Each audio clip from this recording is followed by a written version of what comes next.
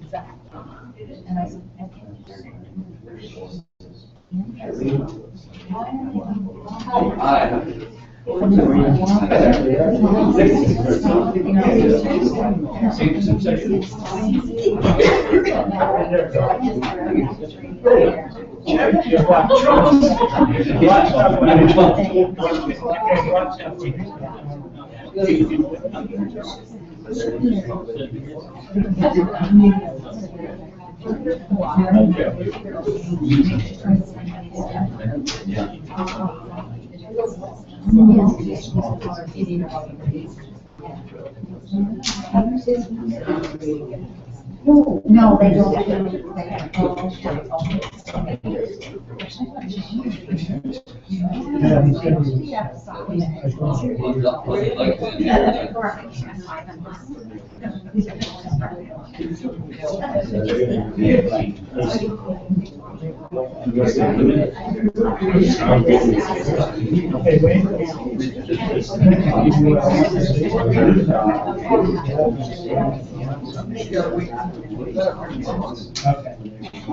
Leaving, is it hot?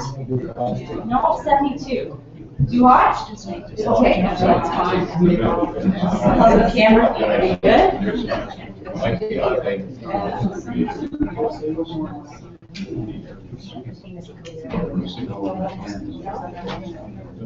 That's true.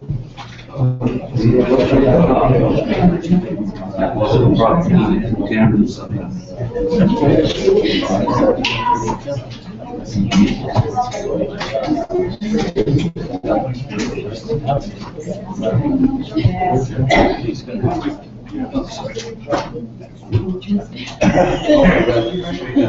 to go, Dad. All right.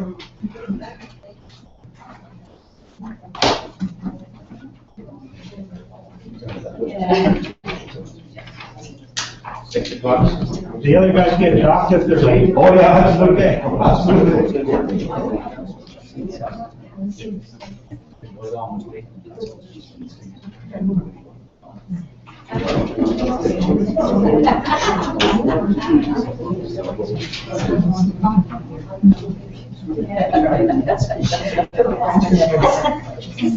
Hi, school, how are you? Get here early for 6.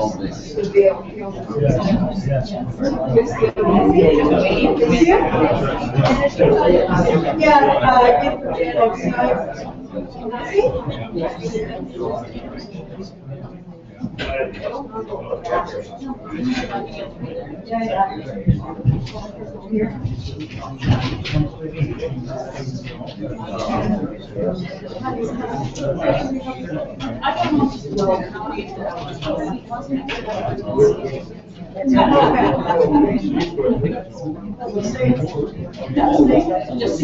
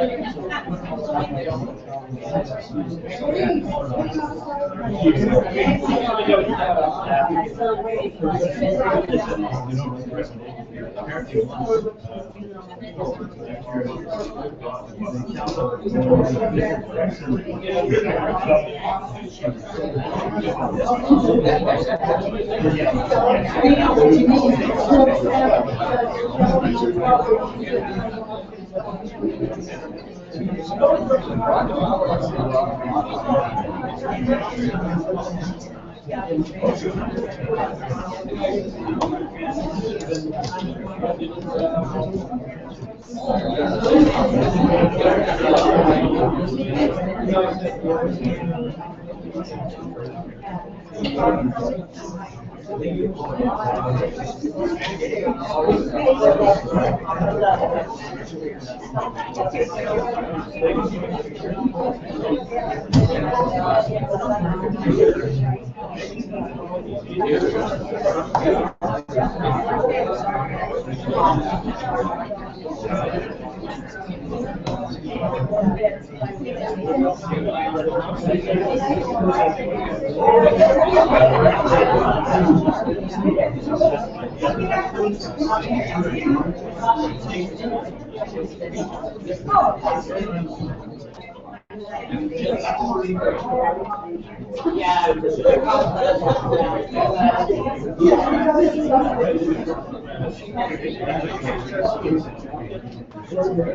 Krista.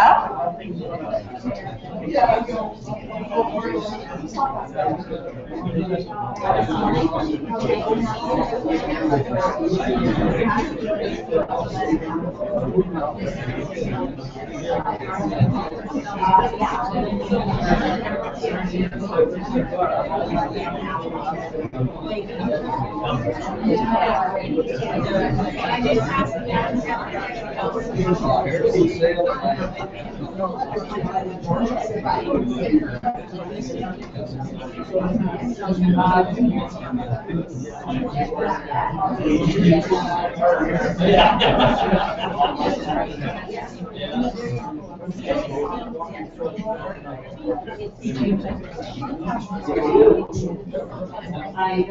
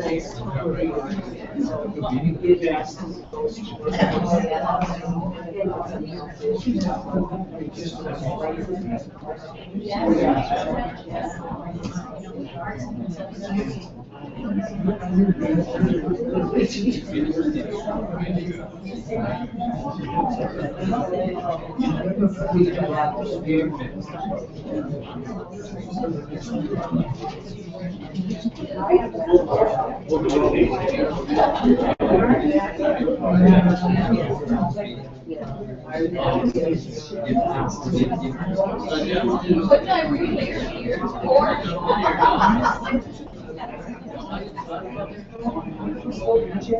Yeah, I know.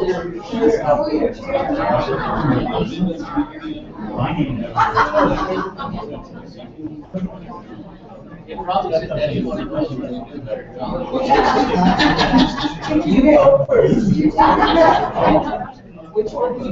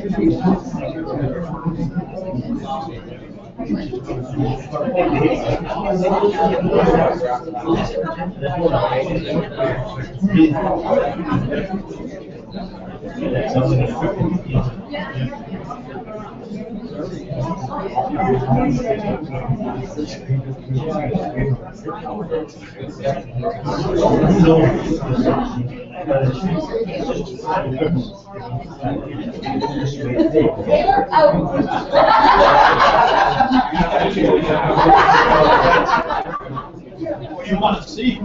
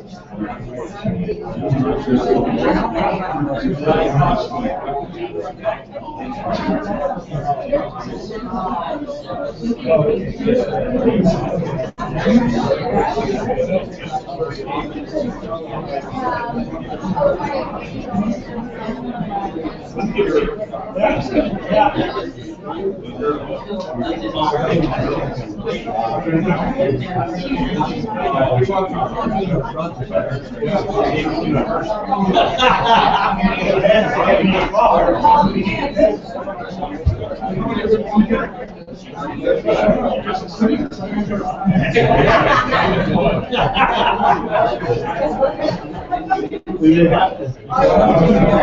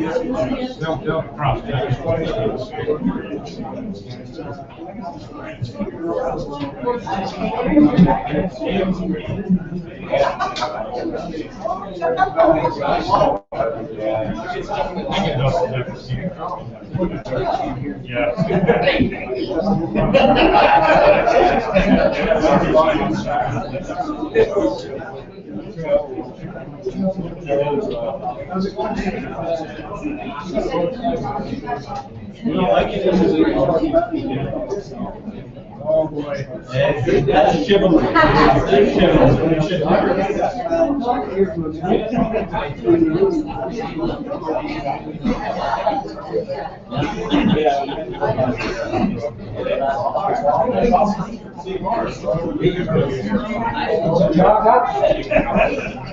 Yes. Oh, really? That's great.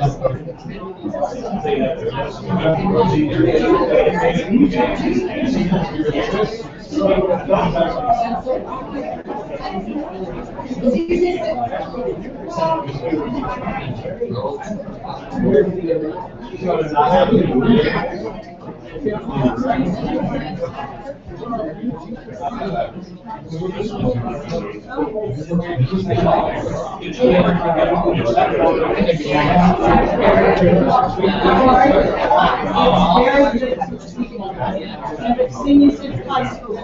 And we are.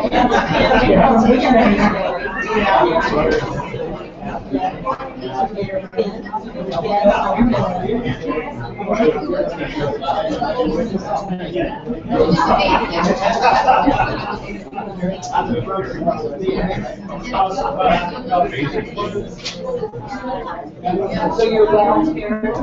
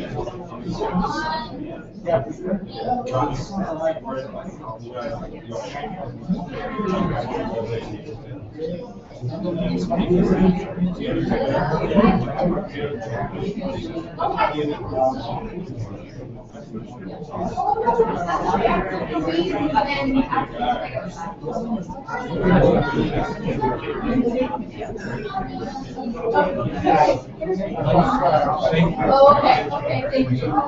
Okay, thank you very much. Yeah. So, how many counselors are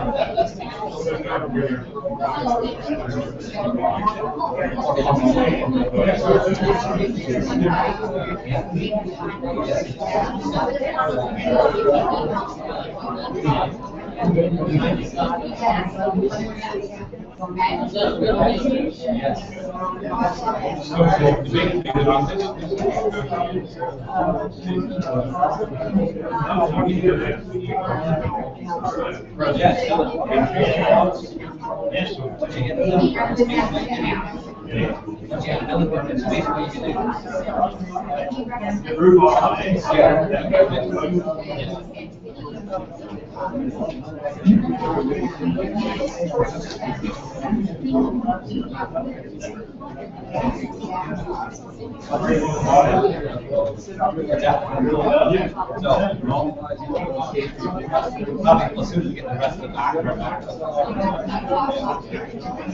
How people should be there?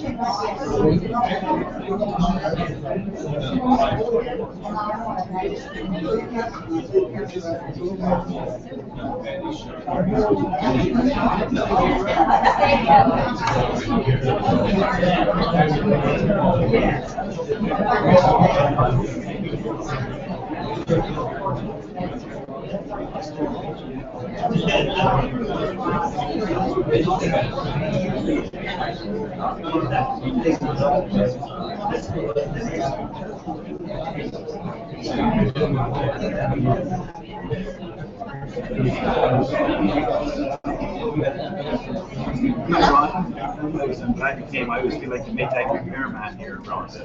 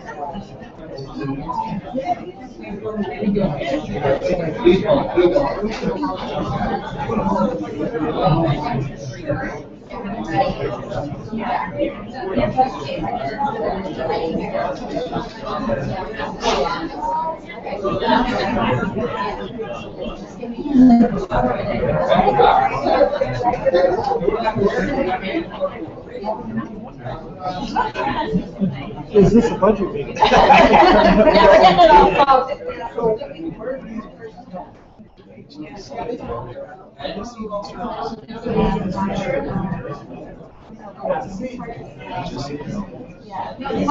How are you tonight? It's fun, huh? Oh, yeah. Is this a budget meeting? Is this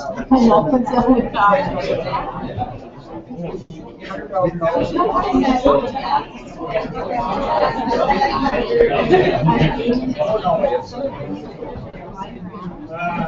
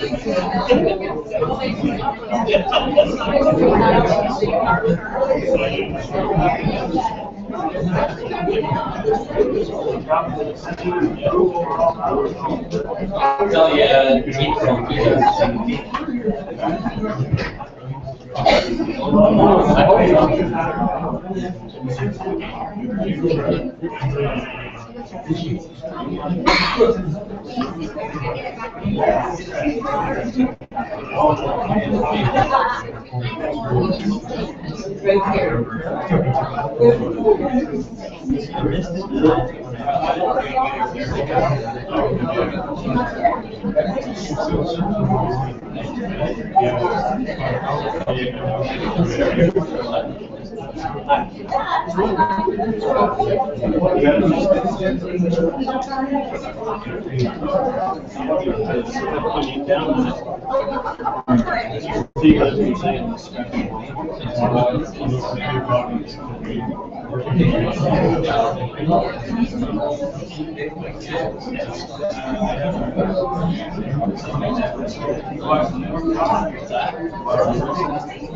I haven't read any.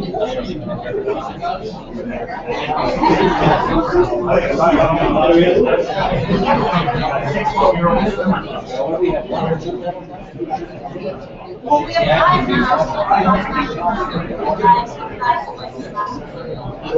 we got bronze.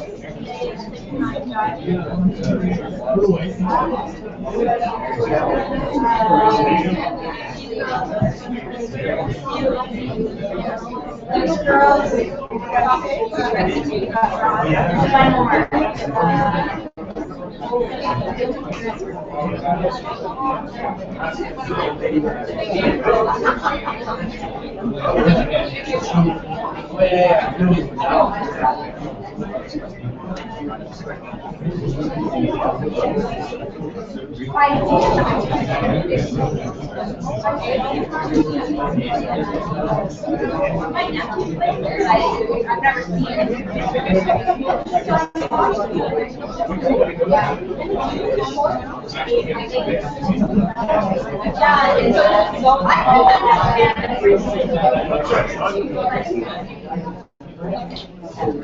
All right. I did. Okay. No, I watched one over there. I will. And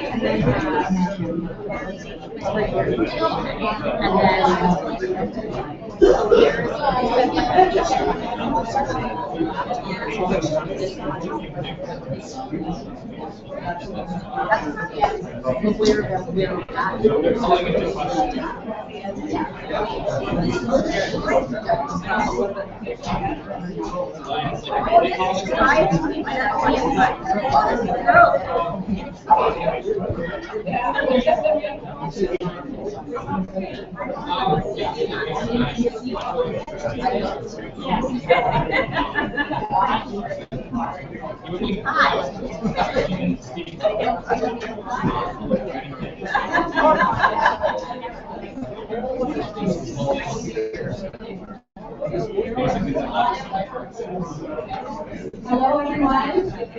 Hi, good evening. We're going to start the meeting momentarily, but I do have a sign-in sheet. It's not for attendance. This is specifically to be called upon by the chair to speak. So we do have some names already on here. So for those of you who wish to be called upon by the chair to speak to this matter, please see Amy and add your name to the list. Okay, I'll make another announcement in about 10 minutes before we get started, but for those of you who would like to be added, please do so. Thank you.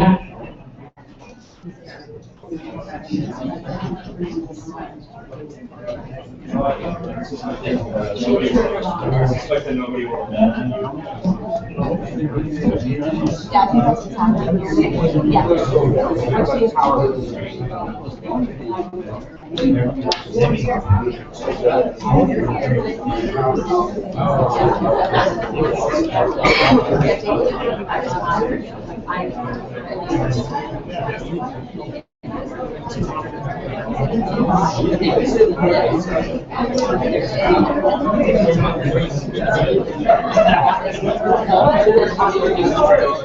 I guess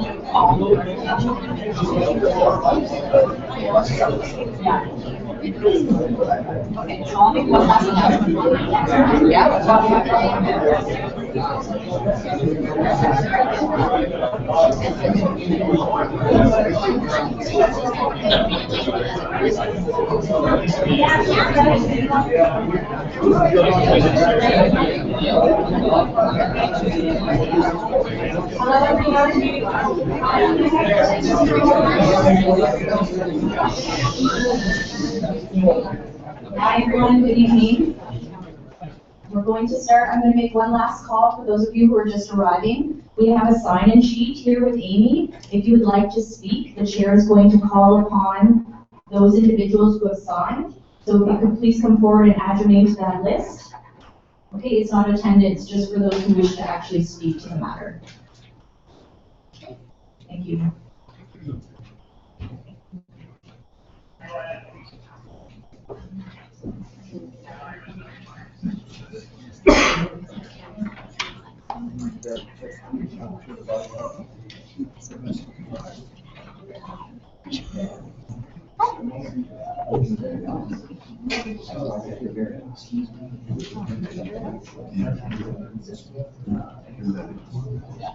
That's good. Do you need your mic?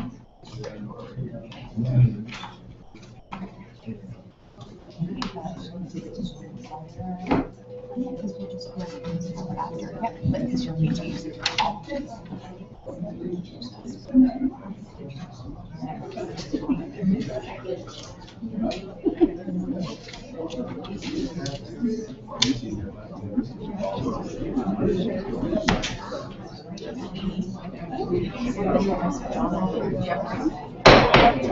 like to call the meeting of the Maple order. Is there a mover and seconder to approve the agenda? Councillor Ferguson and Councillor Torrance. All those in favor? Thank you, Mary. Good evening. My name is Crystal Lowry. I'm the chair of the committee of the whole for this evening. This is an important issue for everyone, and we want to make sure you have an opportunity to be heard. Council has decided to hold this meeting, although there is no statutory requirement to do so, because we want to hear from the residents regarding the park development plans. And although you elect us, we do need to check back with you on issues such as this. We have received a lot of correspondence, both for and against recreation plans, which brings us here tonight. The evening will have two parts, the first being a presentation from our CAO and recreation manager, followed by an opportunity for council to hear from you. If you wish to speak, hopefully you signed up there. If not, we can hear you at the end. Just a couple little housekeeping items as well. We're on live feed tonight. This is our first time streaming a meeting, and hopefully there won't be too many bumps along the way, and perhaps this will be something we'll be able to do in the future, as there's clearly quite a lot of interest in what we do in council chambers. For the benefit of those who aren't familiar with some of the municipal staff, I'll just take a moment to introduce the administration team that's here. Diane Smithson is the Chief Administrative Officer. Shauna Stone beside me is the clerk. On the far side, we have Calvin Murphy, the Recreation Manager. Tiffany McLaren, Community and Economic Development Coordinator. Beside her is John McMulkin, Planning Coordinator. Our summer student Amy, who is here to help us out tonight. Beside her is Rhonda Whitmarsh, our Treasurer, and Corey Smith, Engineering Technologist. So from here, I'll pass this along to Calvin and Diane for the presentation.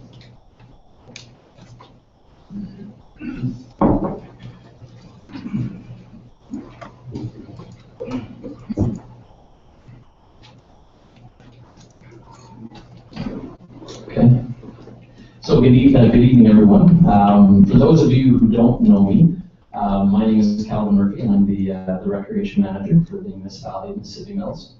To begin with, we do have an agenda that we're going to be focusing on here this evening. I'm going to start off with the first few points, giving a little bit of background on the Recreation Master Plan that we completed.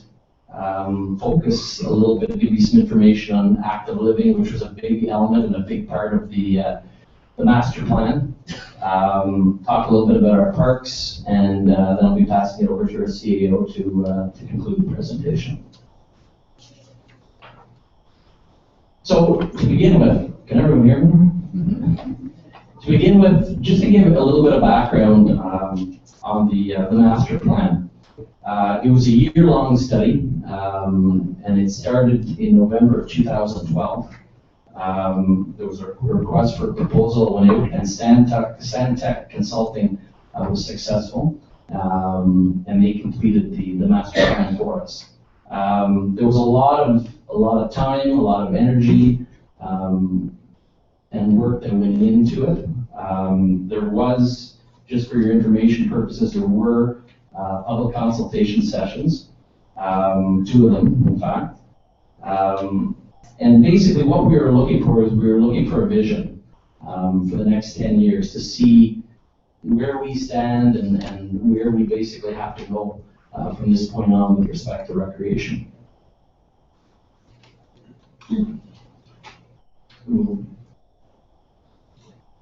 So the Recreation Master Plan looked at 3 issues.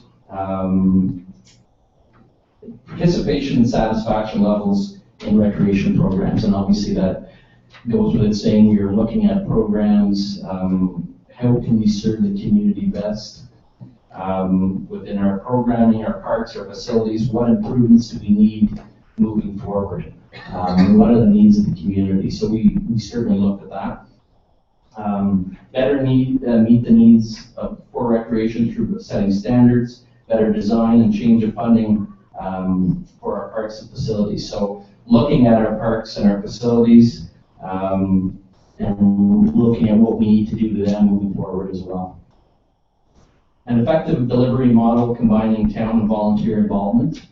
We rely heavily on volunteers in this community, as I'm sure you're all very well aware. And just how we can work with them with respect to all the recreation needs and the changing conditions in recreation service. So those were, there was a lot of things that were looked at and discussed, but those were the three primary issues.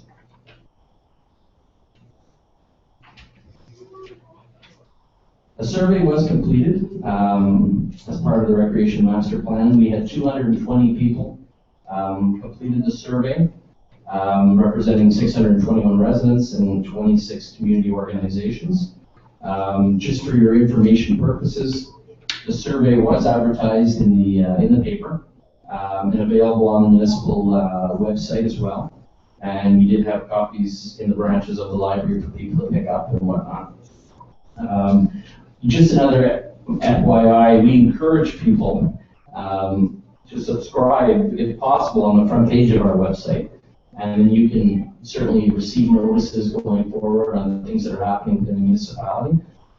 So if you haven't done that, I'd encourage you to maybe take some time to do that.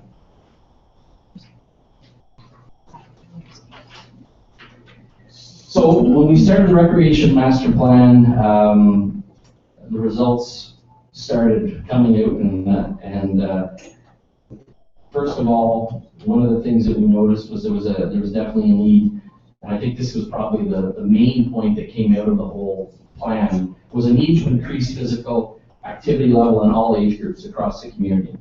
We want to be more physically active. We want everybody to be able to partake in different events, be active, and be involved in the community. We looked at service area overlap between existing neighborhood parks. Are there parks of shape, size, or location that do not serve the community? And is there consideration, or should there be consideration given to their disposal with funding invested in new park facilities? So that was something that was looked at as well. One thing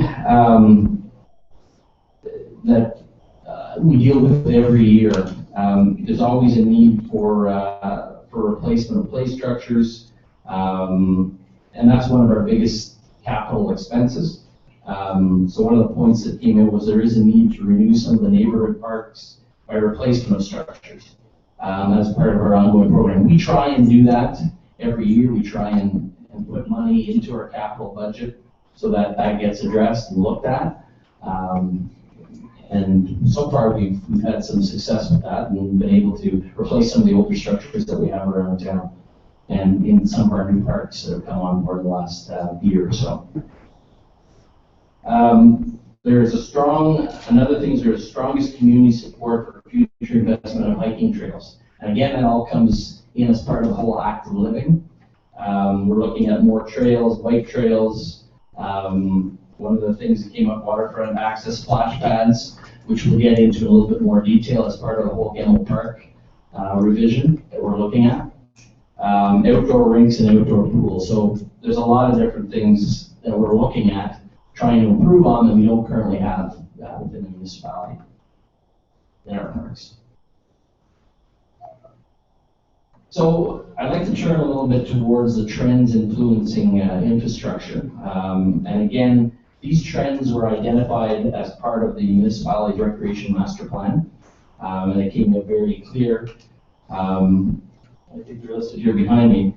Physical inactivity. So more than half Canadians are considered insufficiently active for optimal health, and obesity is affecting all age groups. So it's something that came in very loud and clear. We've got to get focused on trying to get the community more active and more involved in the parks and other recreational activities. Aging populations, there will be an increased demand for programs and services to serve an older population. increasing expectations. Users are looking for a higher quality standard of facility, and that goes without saying. Everybody's looking for a higher quality, the best quality that we can possibly provide, and that can sometimes be challenging.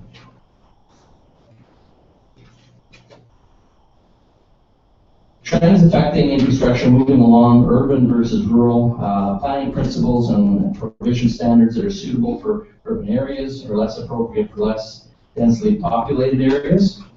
And the point after that, which I think, and I have to stress, is probably one of the most challenging ones that I have, definitely there's been a concern in our department every year with, is balancing the fiscal and service priorities. Municipalities are under pressure to maintain service levels at the same time and try and do it within existing budgets, and that can be very challenging. Every year we're looking at budgets.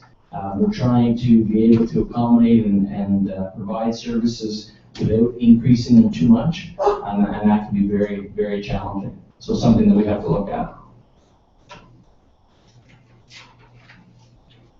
So why proposing changes? As background again to the municipality's recreation plan, the plan addressed how active are we? And some other points that came out of it. Chronic diseases cause the majority of premature deaths in Canada and contribute to the majority of disabilities. Over 50% of the population is considered overweight. In 2010, the estimated annual healthcare costs of dwelling with obesity-related chronic diseases was $4.3 billion in Ontario. So these are numbers that really stand out. For the treatment of diseases related to a sedentary lifestyle, the estimated annual healthcare costs were $5.2 billion. So when you actually look at these numbers, you really open up your eyes and realize where there's a need that we have to look at.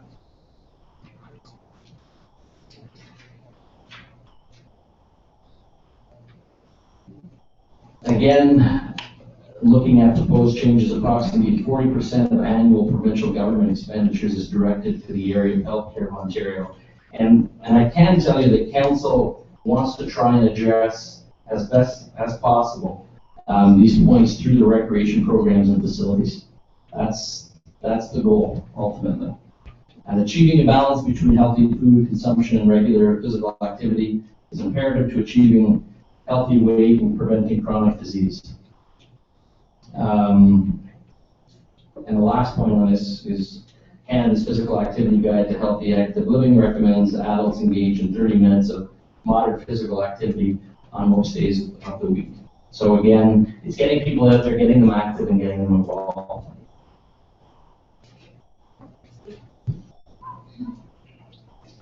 Now, while the Recreation Master Plan painted a picture of health and wellness issues for Canada and Ontario, the Champlain Local Health Integration Networks released a profile closer to home, so it kind of gets you a little bit closer and looks at people within our area. And some of the points that came out of that are more than 4 out of 10 Leeds, Lanark, and Grenville residents, so 41%, age 12 and older, had some form of activity limitation related to a physical or mental condition or health problem. So again, all these points that I'm bringing up are all related to healthy living.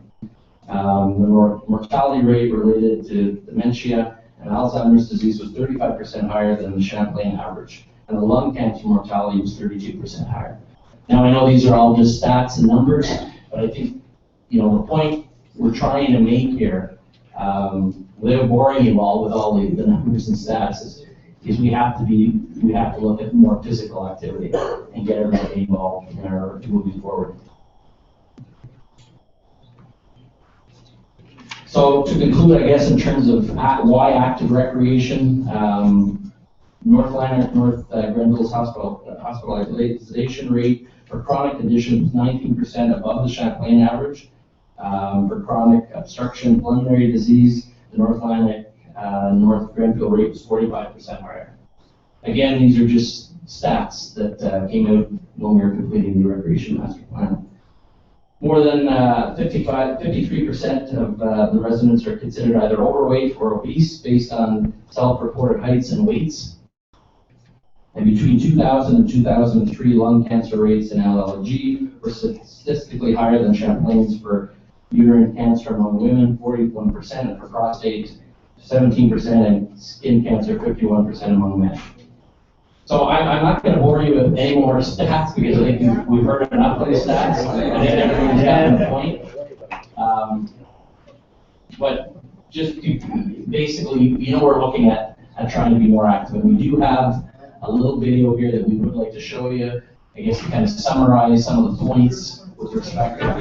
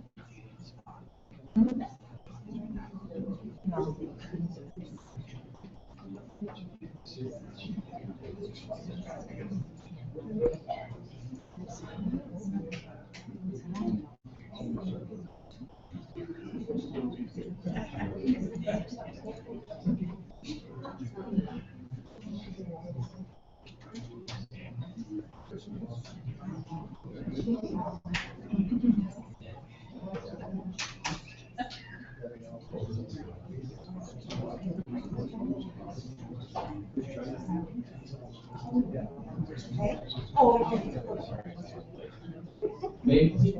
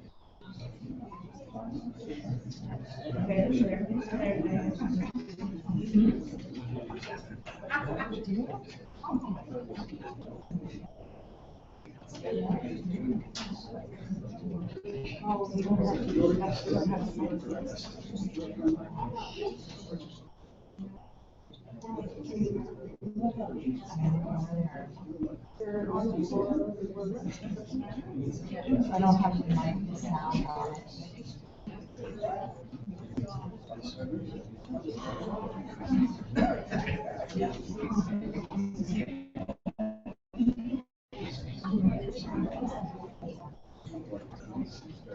Go back to it, proceed with your part, and then go back to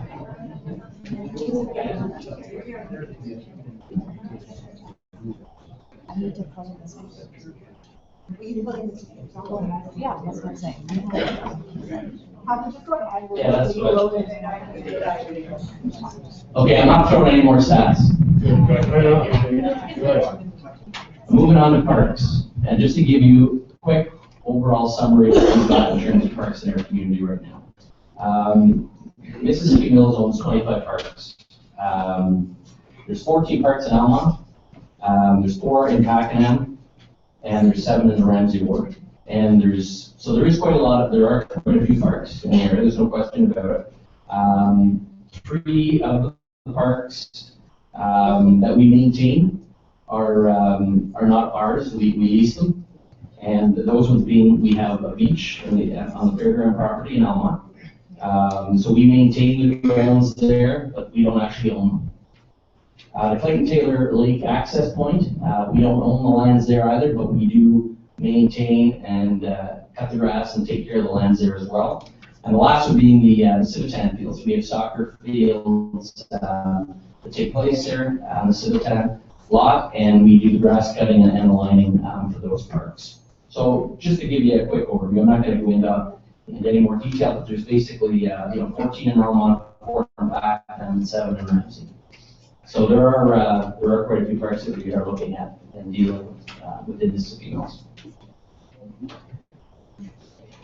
Now, in addition, just recently we have taken on some new additions in terms of parks as well. We don't have a plan finalized, but there will be the Mill Run subdivision in that particular area once the plan is complete. Riverfront Estates, we have 3 actual green spaces in that area, and this is our first year that we've actually had the park or have done anything with the park. Unfortunately, we haven't had a very good summer to help with the grass. I'm sure some of you have seen that, but we are going to be doing everything we can possible to fix that. This summer was an extremely dry summer, and the grass, as I'm sure some of you know, did not take. We are working on that one. And these lands were incorporated into the total numbers on the previous slide.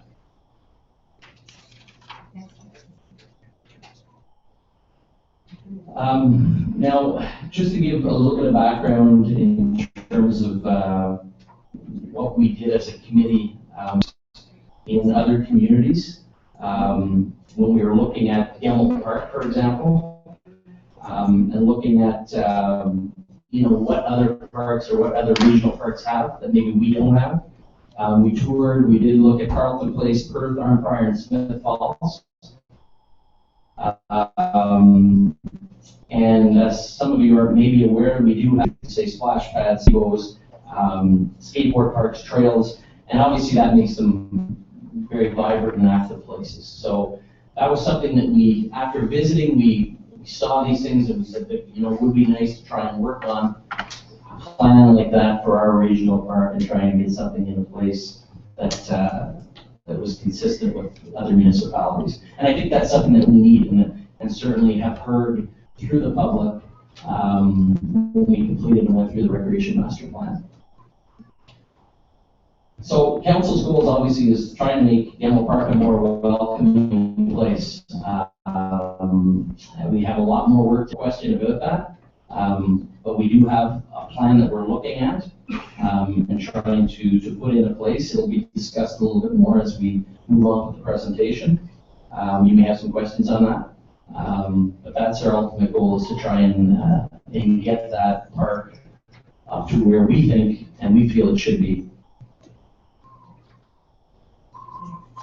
Just to conclude, before I pass it over to our CAO,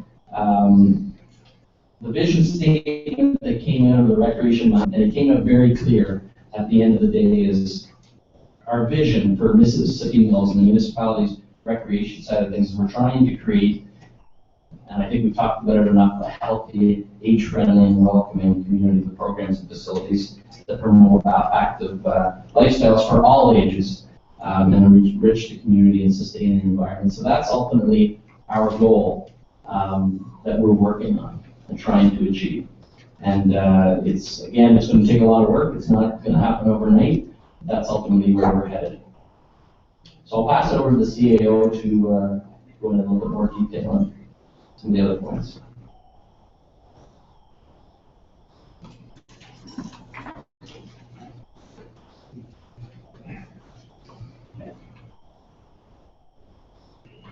Thanks, Calvin. So Calvin just talked a little bit about what the vision is for arising out of the Recreation Master Plan, and I just want to talk a little bit about how we're trying to achieve that vision. So the following steps have been taken or are in the process of being considered by council to achieve that vision. First of all, lands owned by the municipality in the Greystone and Stonehome subdivisions will be sold, and the proceeds are going to be used to develop a trail into Almont. It's something that's been asked for by council for many years on the campaign trail. Secondly, a commitment has been made by the municipality to provide lands to the Mills Community Support Corporation, for a senior center. And once they are able to get some funding in place, those lands will be provided to the Mills Community Support. Lastly, we have the Gamble Park project, and it's been identified by council as its 150th Canada project to celebrate Canada's 150th birthday. And the project is going to include things like a splash pad, skateboard park, a new play structure, accessible washrooms, and a pathway. So in terms of the Gallup Park project, we want to complete a certain part of the project. However, we know that this is a long term to achieve all of the components that are identified on that concept plan, and that will take some time, like 5 to 10 years to complete. So not all of it is going to be achieved by next year, Canada's 150th. So this is the Gallup Park concept plan, and a public information session was held for those who are aware on June the 29th in the Elmont Community Center Upper Hall. Since then, the plan has been placed in the public library for comment by the public. We were asked if we could put it somewhere public so that those who maybe weren't able to attend that night could go and actually take a look at it and provide comments. And this plan, as I expressed, includes many different projects and ideas that will take many years to realize. So in terms of this project and the components that we're hoping to complete as part of our Canada 150 project, so we have the skateboard park at $165,000, a splash pad at $140,000, washrooms and change rooms at $100,000, a new play structure at $80,000, and a pathway, an accessible pathway to get to these features of $45,000. Then we also have, of course, engineering and site preparation and things like that. So the total cost is just over $850,000. And just for your information, Council has also identified Canada 150 projects in our other wards. So in Pakenham, they've approved an addition to the Pakenham Ward Library, and we received 50% funding through a Canada 150 grant for that project.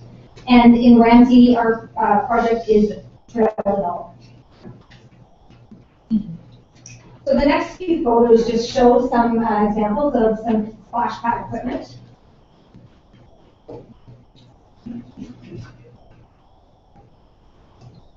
And now I just want to talk about the revenues. So how are we going to pay for, or how are we proposing to pay for our Gallup Park project? So we do have development charges, and we have a background study that identifies certain components of the project, not the entire project, but certain components of it. That means that development has to pay for its fair share of new projects, new infrastructure that we have. They have to be growth-related projects, and based on the cost estimates that we have, we anticipate we can draw $155,000 from development charges. We have applied for a Canada 150 grant to pay for 1/3 of certain components of the grant of the project. And so right now we have an unconfirmed amount of $208,000 that we have applied for. We're still waiting to hear back on that Canada 150 grant, and I anticipate that we should be hearing rather shortly.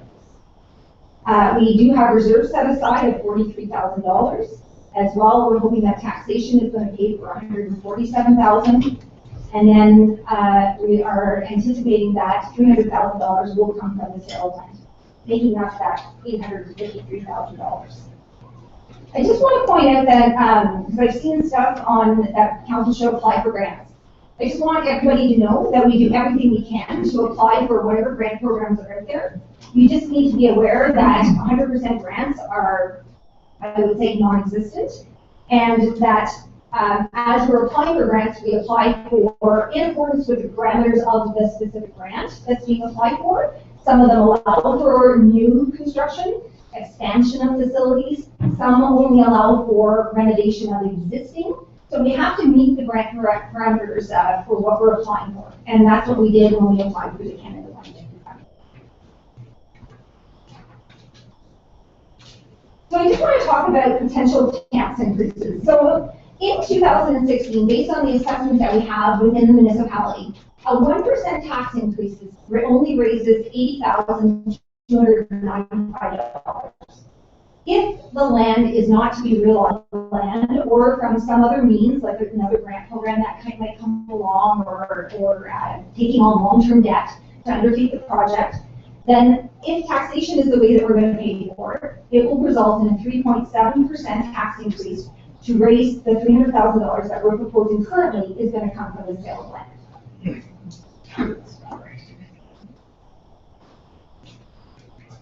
So as Calvin mentioned, and as the Recreation Master Plan identified, we are aware that some of our other parks do require work. There's no two ways about it.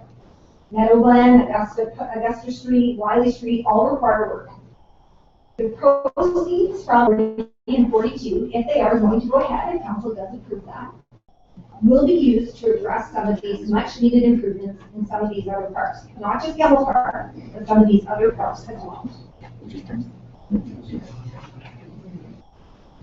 I now want to turn to the Planning Act requirements, because the municipality is very much bound by legislation that the province passes.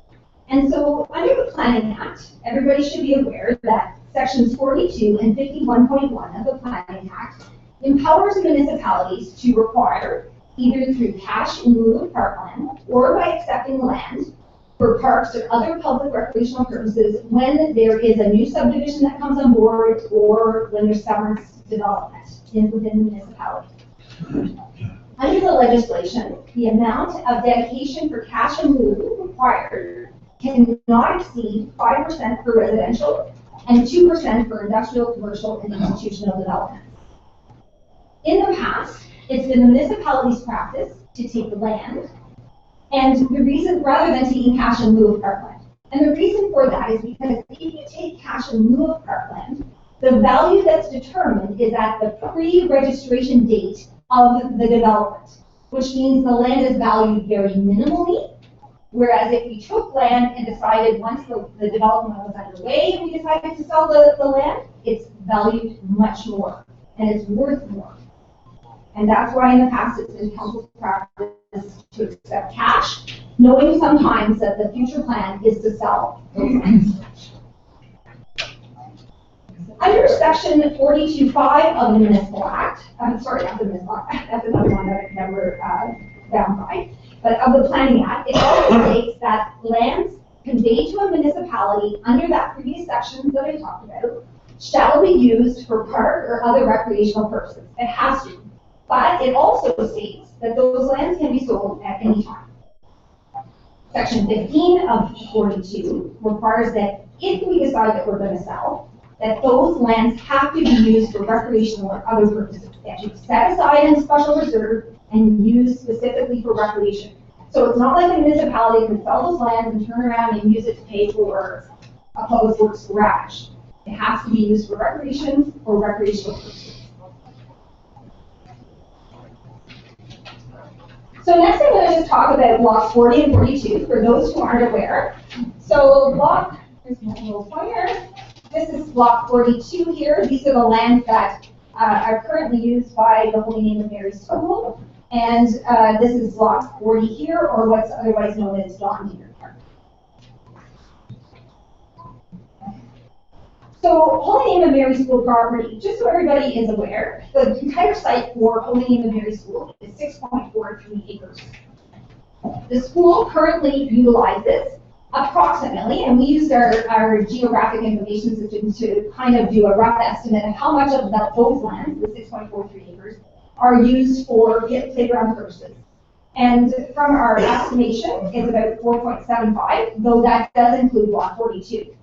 If the block 42 is removed, it's around approximately an acre in size, it would still be 3.75 acres of playground space in Holy Name of Mary School.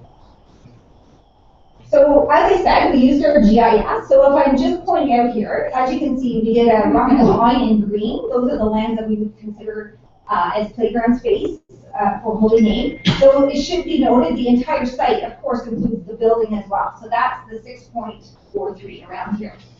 This approximately 1 acre is the block 42, and they are lands currently used by the school for playground. So we did contact and have some discussions with the Catholic District School Board of Eastern Ontario to inquire whether they would have an interest in purchasing block 42. And those discussions, it was determined by the school board that they couldn't proceed to purchase them based on the value that the municipality obtained through an appraisal. So a quote that was received by Ms. Kirby in writing was that I'm able to confirm that the Ministry of Education indicates the optimal space for elementary school construction is 4 to 5 acres. The space includes the building. And as you are aware, Holy Name of Mary has approximately 6.4 acres, which I've already indicated to you. The board is she says there are no guidelines or formula for playground space. The board is well served with the current space at the school. So next, this slide depicts the parkland that's currently in the southeast quadrant of Almont.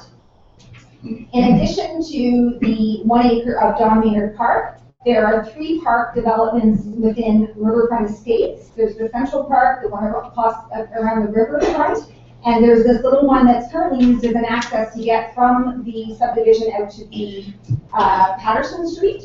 And then there's also Meadowglen Park, which is just over 2.2 acres in size. In addition to that, I just also want to point out that close to that are the 2 school ground place areas, which are able to be used by the public. So there's the Holy Name of Mary school ground space, as well as the Architect Mackenzie. Although they're not owned by us, they are often used by the public as recreational space. So this slide depicts the overlap of parkland in the southeast quadrant of Almont. If each circle has a radius of 500 meters, or approximately a half a kilometer. If John Maynard Park was sold, this area of Almont, as you can see, would still be well serviced with that 500 meter radius by existing parkland within that area of Almont.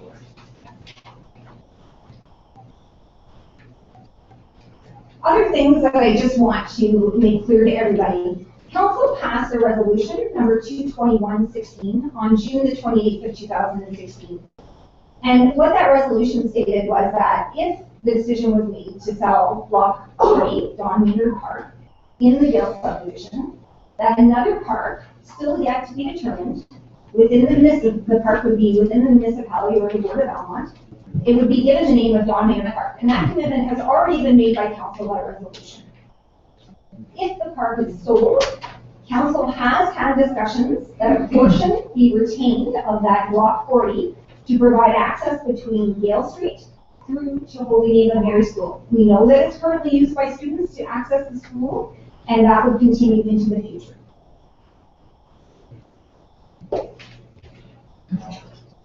So municipalities in the province of Ontario are creatures of the province. We get all of our authority through the province of Ontario, through various pieces of legislation and regulations. Municipalities have responsibility in approximately 11 different areas or what the province deems as spheres of jurisdiction. These include such things as roads and highways, parks and recreation, animal control, economic development, waste management, water and sewer, those kinds of things. School boards, however, are also a creature of the province. And they have responsibilities in all things related to education, including facilities and playground space. Their responsibilities do not overlap with those of the municipality.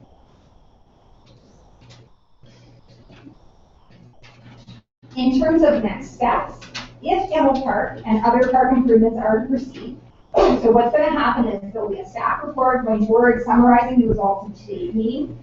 That will happen sometime this fall. Council determines and makes the decision whether they're going to proceed with selling any land, one of the 2, or none of them. And then, as we spoke about, our Canada 150 project is anticipated to go ahead. And we're hoping to have it so that it's ready by July 1st of 2017, so we can do a ribbon cutting as part of Canada's 150th birthday.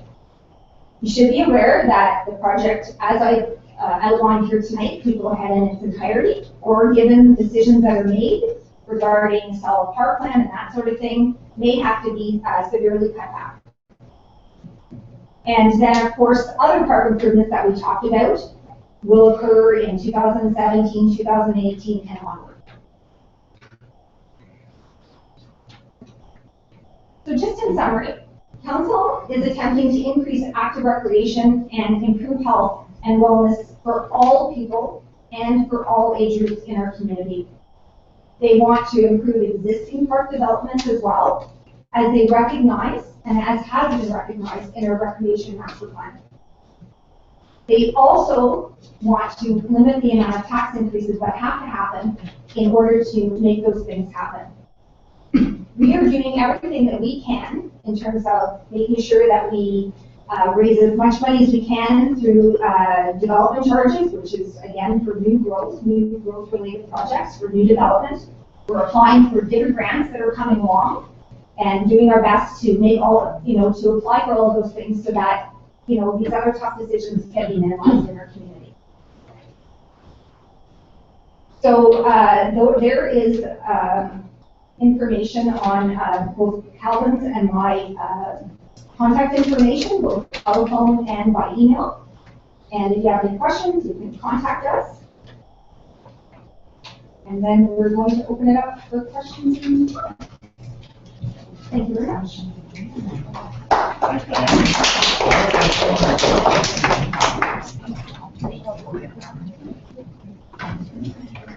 Thank you for your attention for the presentation.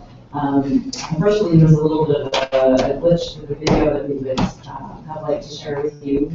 I think we probably put the link up. If Yes, anyone wanted sure. to see that, it was certainly something that spoke to us and might be of interest to you folks as well, as to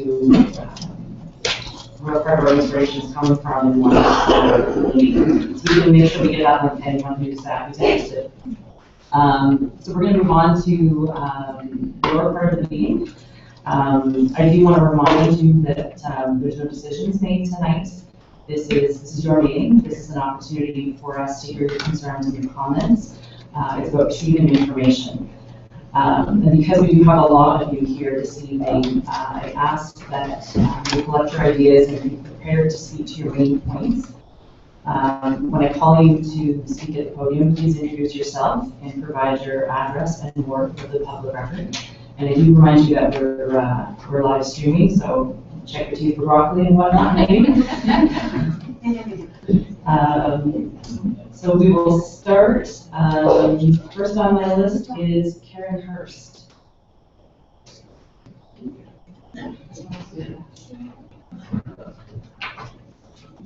This position well for me? Chairperson, Councilor Lowry, and councilors and mayor, good evening. My name is Karen Hurst, and my husband Ken and I reside at 71 Gale Street. Thank you for the opportunity to speak this evening on what I believe gets to the heart of the matter concerning the proposed sale of Don Maynard Park and the land referred to as Block 42.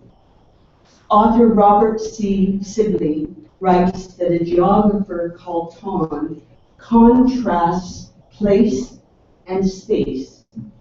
The latter, space, is an open arena for moving and acting. The former, place, is about pausing and reflecting.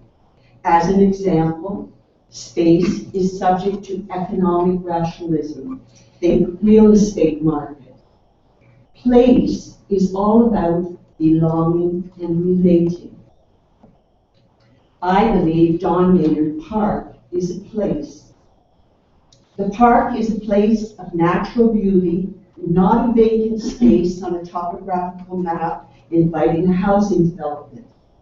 It's a place that connects a very specific neighborhood, forming a common bond of relationship to a specific location within the town and with a specific group of people. The Don Maynard Park is a place of green grass under the umbrella of an open sky, dotted with a variety of maturing trees, shrubs, bushes, and embellished by a couple of community-maintained flower gardens. The park invites one to stroll, to pause and imbibe a moment of silence, or listen to the laughter and the energy of the school children beyond the separating edge. The park holds a melody of birdsong and the rustling sound of small critters dashing to the safety of color. The park leaves you feeling good, feeling neighborly, feeling open to creatively and positively participating in the needs of the community beyond the neighborhood. You want to be a part of what you feel engaged with on a personal level. Let's look for a minute to what John O'Donnell writes about beauty. The blindness of property development creates rooms, buildings, and suburbs which lack grace and mystery. Socially, this influences the atmosphere in the workplace, the schoolroom, the boardroom, and the community. It also results in such degradation of the environment that we're turning more and more of our beautiful earth into a wasteland. Much of the stress and emptiness that haunts us can be traced back to our lack of attention to beauty. Internally, the mind becomes coarse and dull if it remains unvisited by images and thoughts which hold the radiance of beauty. This is particularly evident in the spread of greed. Greed is unable to envision any form of relationship other than absorption or possession. Because our present habit of mind is governed by the calculus of consumerism and busyness, we're less and less frequently available to the exuberance of beauty.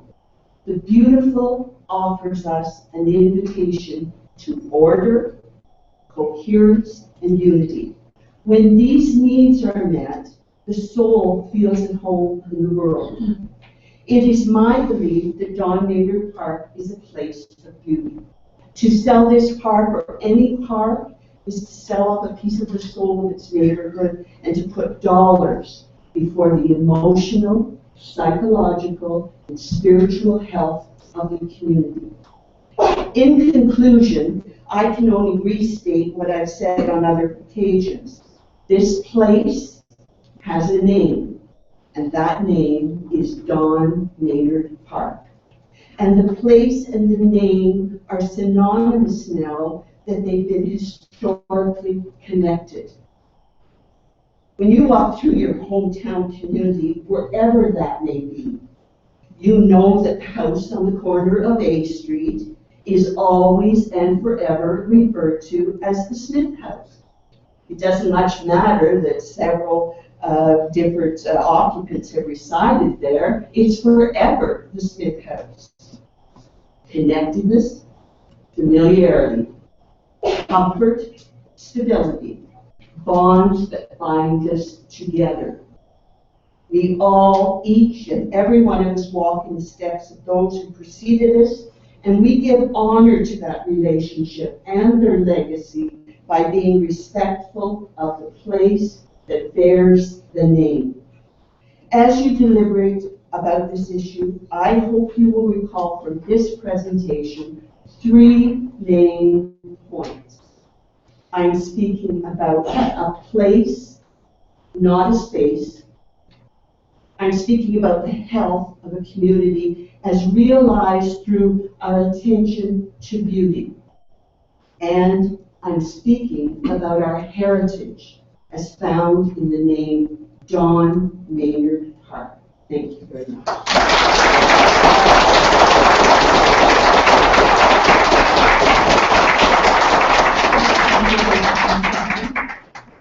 Next is David Conwell.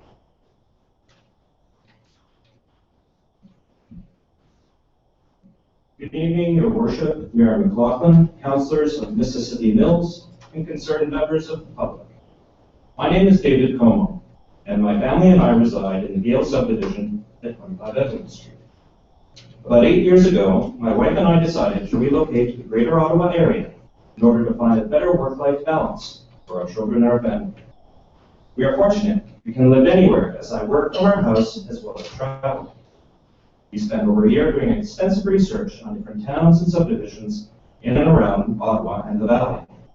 After all our explorations and comparisons, we settled on Almont and the Gale subdivision without reservation.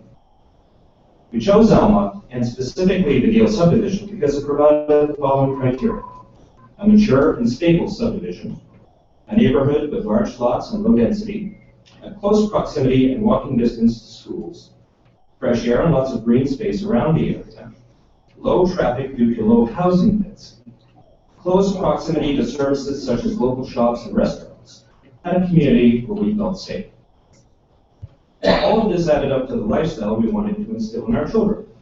Being outdoors but safe in both our large backyard and out on the front lawn and on the street. Walking and riding a bike to a friend's house for a play date.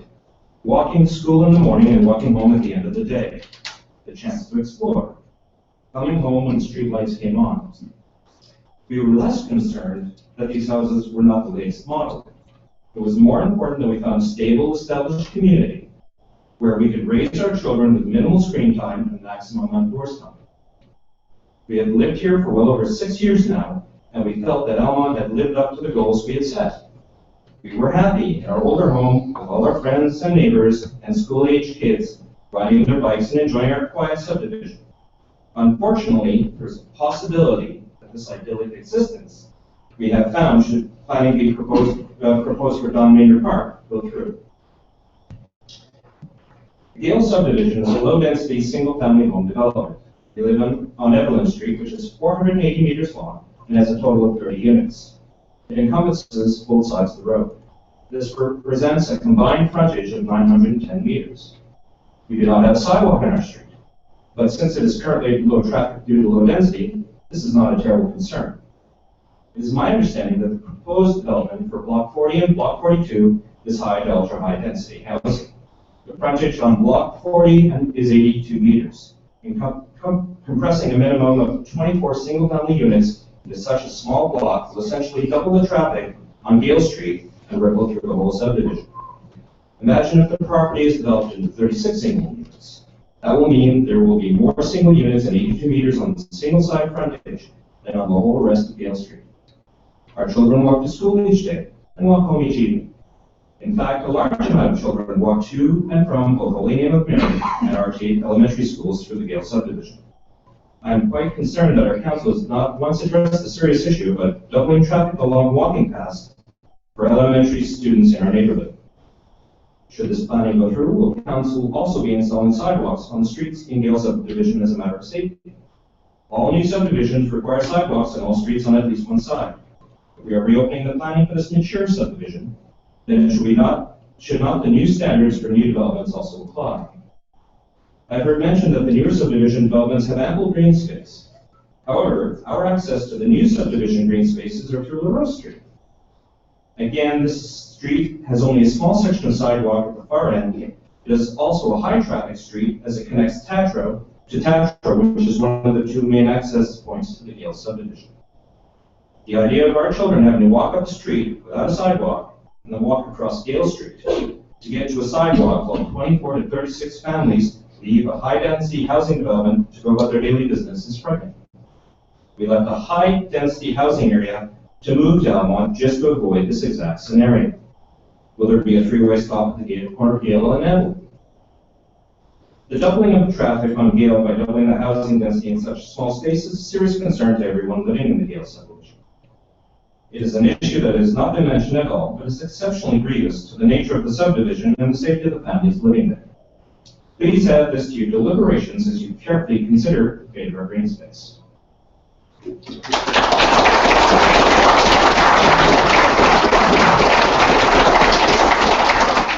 Speaking of green space, Harold Street and Morton Street are on the other side of the Holy Name of Mary property, and Don Maynard Park represents the closest green space to those streets. They were also built after the Gale's development, and it is my understanding that Don Maynard Park represented the required green space component for that development, as it was already existing. I've heard talk about the value of assets and maximizing revenue. I would like to remind everyone about the status of Block 40 and Block 42. Block 42 was a required green space that the developer purchased from the original landowner of the property. I am sure the original developers of the Gale subdivision would have much preferred to turn it into a revenue-generating property, but as agreed with the town planners, it was designated green space and ceded to the town. The town did not own it to begin with. It was given over as a gift to the community and the town. It is my understanding that the Lot 42 became an asset to the town in a similar manner. Minto Developments owned the property, but ceded it to the town as they did not want to develop it. So these two properties were never originally assets to Almont until they were gifted to the town. It was not the town's property until it was given to the town, and in the case of Don Maynard Park, it was required to be given to the town by the subdivision developer as it is a dedicated green space. We have empowered the mayor and all the councillors to be the shepherds of our town. But this proposal, by its very nature, makes it seem like our town is being run like a for-profit corporation. It is not. We are a living, breathing, feeling community. And taking away our parks and green space, even with justifications and excuses, hurts the damages our subdivision. It reminds me of a battle not long ago fought against another for-profit corporation. We lost that one as well, and now our river looks like a downtown Ottawa construction site. We, the residents impacted by the suggested course of action, are affected in the same manner. It is only a small park. Why should we care? Well, we do, and its intrinsic value is worth more than the price paid placed on its acreage. Please bear this in mind as you deliberate and then vote on this serious issue. You are the shepherds, but as the ratepayers of Gale subdivision, we still require you to answer us with a clear conscience for the actions you take.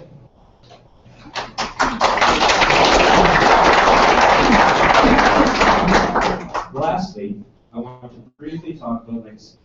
Not Don Maynard's legacy, though I also feel strongly about this, but others will better outweigh about this. Instead, I wish to talk about the legacy we'll be leaving the families and children of Gale subdivision should you proceed with the removal of the ceded public green space. Progress at any price. The threat of that legacy is where there are signs of concern outside of our town hall that quote the Lorax by Dr. Seuss. Families and children waited outside to share this message with you. They feel it's important enough to come to a town hall meeting to voice their concern. Your decision on this issue will be the legacy that these families and these children remember you by. I thank you for your time and your honest and open-minded consideration of my remarks and concerns. Thank you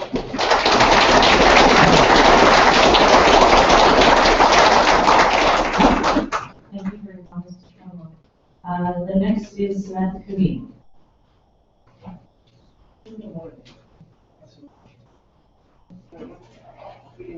Good evening, Mr. Mayor and Councilors. My name is Samantha King. I'm a grade 8 student at Holy Name of Mary Catholic School. I've been attending school at Holy Name of Mary since junior kindergarten, and before that, my older sister, that is now 20, and my older brother, who is now 16, went to Holy Name as well. Holy Name of Mary Catholic School means a lot to everyone in my family. We all have many memories that have been made while playing on our school grounds.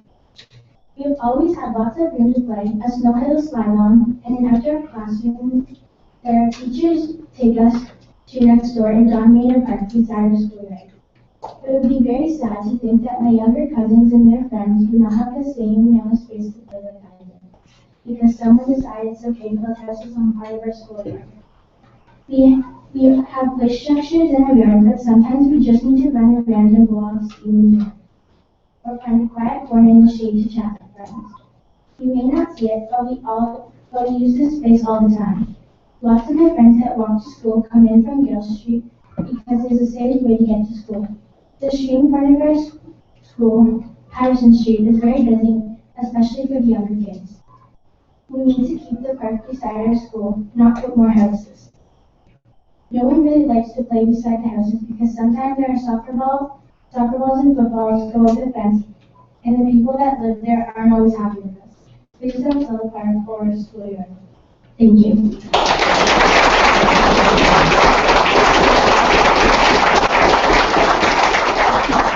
Thank you, Samantha. Karen Moore.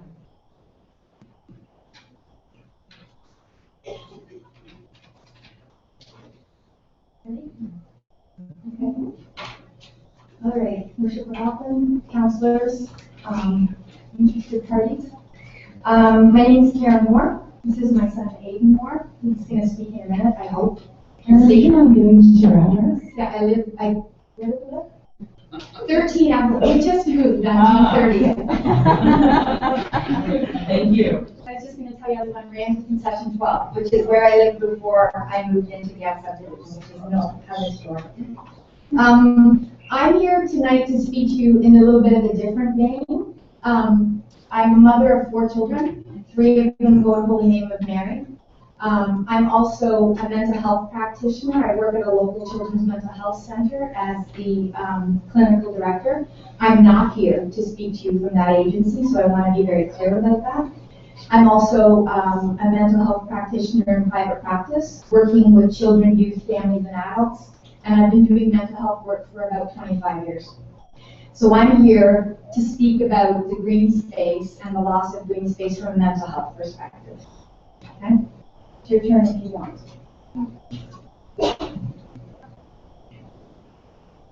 We just moved to Elmont and I was stressed about all the work to do, so I went to Don Maynard Park and I sat down on a rock to listen to the nature. And I heard loud chirps and I found a baby bluebird. That species of bird was endangered and is now making a comeback. But if you cut down the trees and build houses, you will destroy the habitat and the birds may die.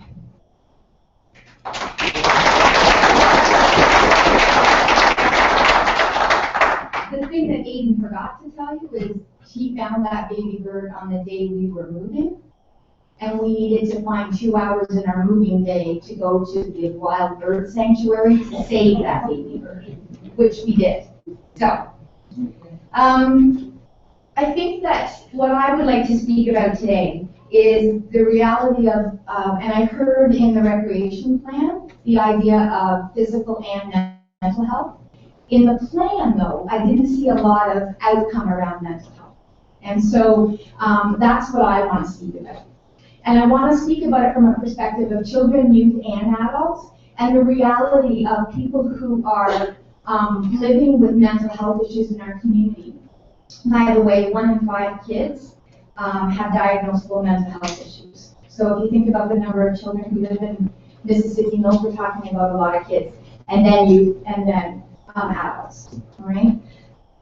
Green space, like Don Maynard Park, provides a different place for people with mental health issues to be. Gamble Park, as it is now, and as you propose it to be, sounds like it's going to provide some awesome things. A splash pad, a skate park. We love that, right? Kids and youth with mental health issues often struggle in environments like that. They're too big, they're too uncontained, they provide too much noise, and they make it too difficult for those kids and youth to be part of. Sometimes we're able to help them be part of by, first of all, introducing them to places like Don Maynard Park, where they can be in society, where they can be part of the community in a safe, contained way.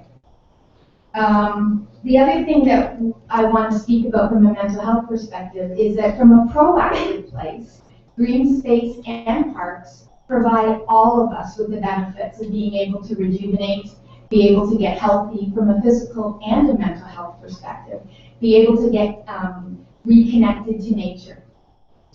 For children, youth, and adults with mental health issues, connecting in green space is sometimes the one place that they can actually be able to be part of community. Don Maynard Park is a place where kids and youth can go and be able to contain themselves. It's a place where parents can take their kids and not get triggered by noise and movement. It's also a place that's easily accessible to our neighborhood. If I'm dealing with a child who's having a mental health issue, anxiety, social issue, generalized anxiety disorder, ADHD, we've heard all these terms before. For many of you, they're just labels, they're just terms. But for many of the people that live in our community, they are part of their life. And for people who are parenting kids with these realities, it's not always an easy journey. For me to be able to say to a parent, you can take your child here, drive there, it'll take you 20 minutes to walk there, and they have a child who's in the middle of a meltdown, that's not possible. They need to have easy, quick, accessible use to a place that can help be used and therapeutically use it. Okay? The other piece that I wanted to speak about was that the health unit and other agencies in the province are talking about the benefits of green space, not necessarily park space. And I think there's a bit of a difference in the difference between a park like Yaml Park and a park like Don Maynard Park. Don Maynard Park is green, it's full of trees, it's got nature. By virtue of what it looks like, it personifies, if you will, and I know it's not a real person, but the park space or the green space personifies being able to contain, to be able to get whole, to be able to be connected again. It's also a place that's relatively accessible, and I'm thinking about the new retirement home that's just been built at the top of the road. It's a space that I'm assuming a lot of those residents will want to access.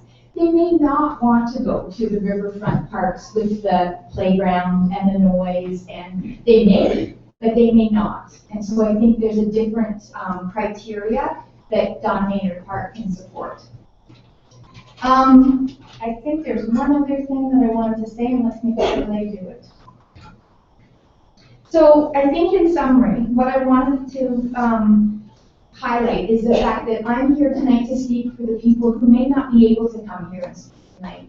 And that's the kids, adults, and youth with mental health concerns. And in your recreation plan, I saw there was a statement about the fact that you want to be able to support the physical and the mental health needs. I'm not sure that the plan actually speaks to mental health needs in the way that maybe I would have wanted it to. And I'm hoping that this presentation encourages you to rethink it and rethink about the role that Don Maynard Park plays in the mental health of all of us, and specifically people in the neighborhood who are struggling with mental health issues. Thank you.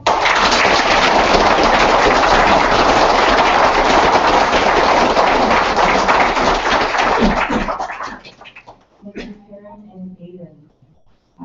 Next, I have Jennifer Cooney.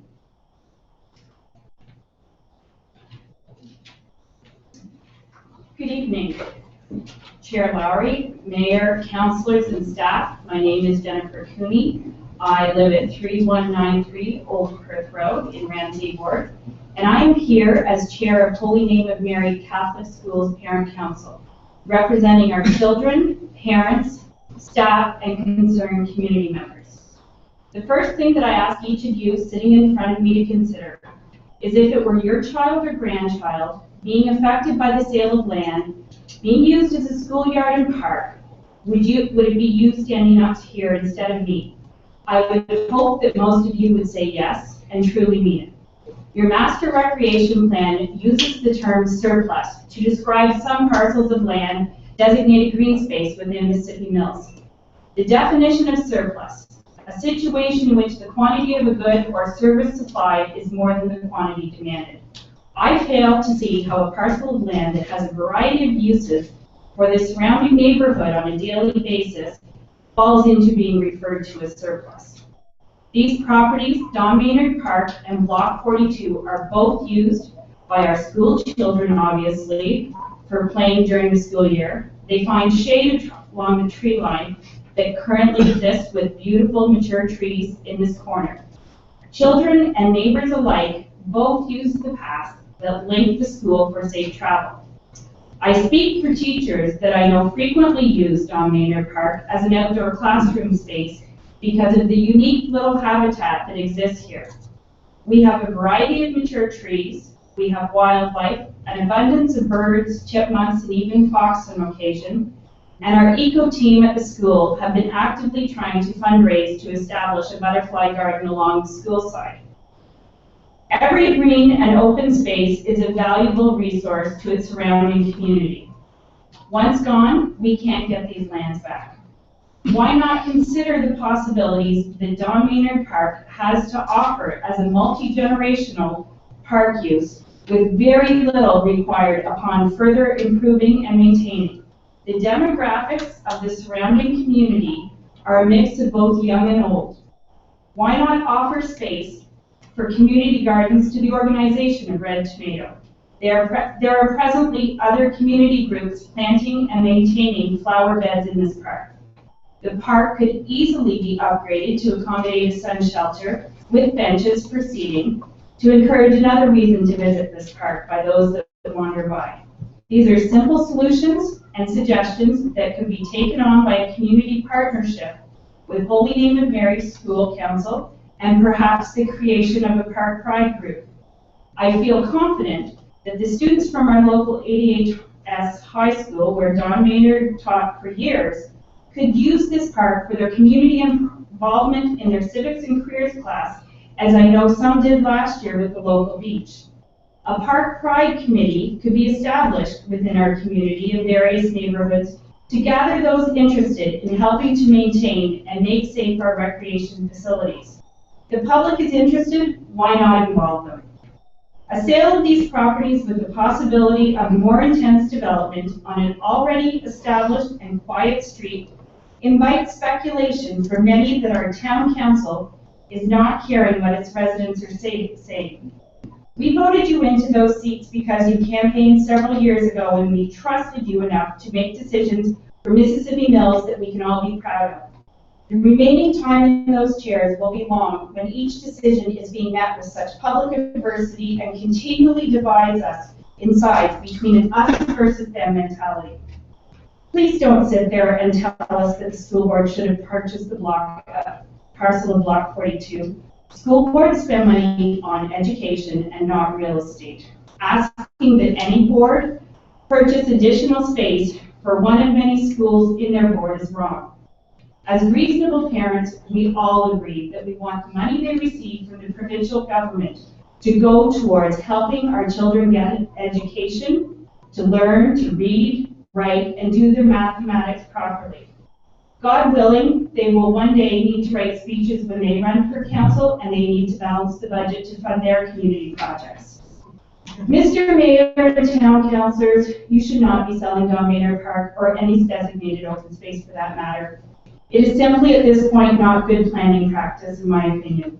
When I have respected members of community call me, former councillors, and even mayors, and they're calling and saying, selling parklands is wrong, no matter whose name is on it. Once a park, it should remain a park for future generations. And stating, again, please make them listen and change their minds. In closing, I propose to you that you all consider that some of the most valuable real estate in the world is Central Park in New York City. Yet it still remains as a park. It provides green space for people to recharge in an otherwise overwhelming urban environment. I know Mississippi Mills is not New York City, but if they have managed to keep development out of their parks, then why can't we? And why can't you? I know there is a bigger picture to look at as far as development of recreation facilities in Mississippi Mills, but I don't feel that the majority here tonight wishes it to be done at the expense of other long already established green spaces. Thank you for wishing to develop Demo Park into a wonderful facility for all, but many feel there's also room for more public input on that project and no need to have it all done at the same time. I respectfully ask that you listen to all the meaningful points put forward to you this evening and consider the impact of the sale of Don Maynard Park and Block 42 will directly have on the 350 students at Holy Name of Mary School, the students of Tate Mackenzie who use the path, and the surrounding neighborhood. Don Maynard taught some of you sitting in front of me, and some of you have children that played in that park over the years in Holy Name of Mary Yard. The fact that you are considering the sale of Don Maynard Park, someone that was so well respected in this community, who truly valued the recreation of children and community and lived it daily in his life, is both disappointing and disrespectful. His family and former students have every right to be angry and upset, and if you sell that park, then what will you sell next? McGregor Park beside us? Thank you.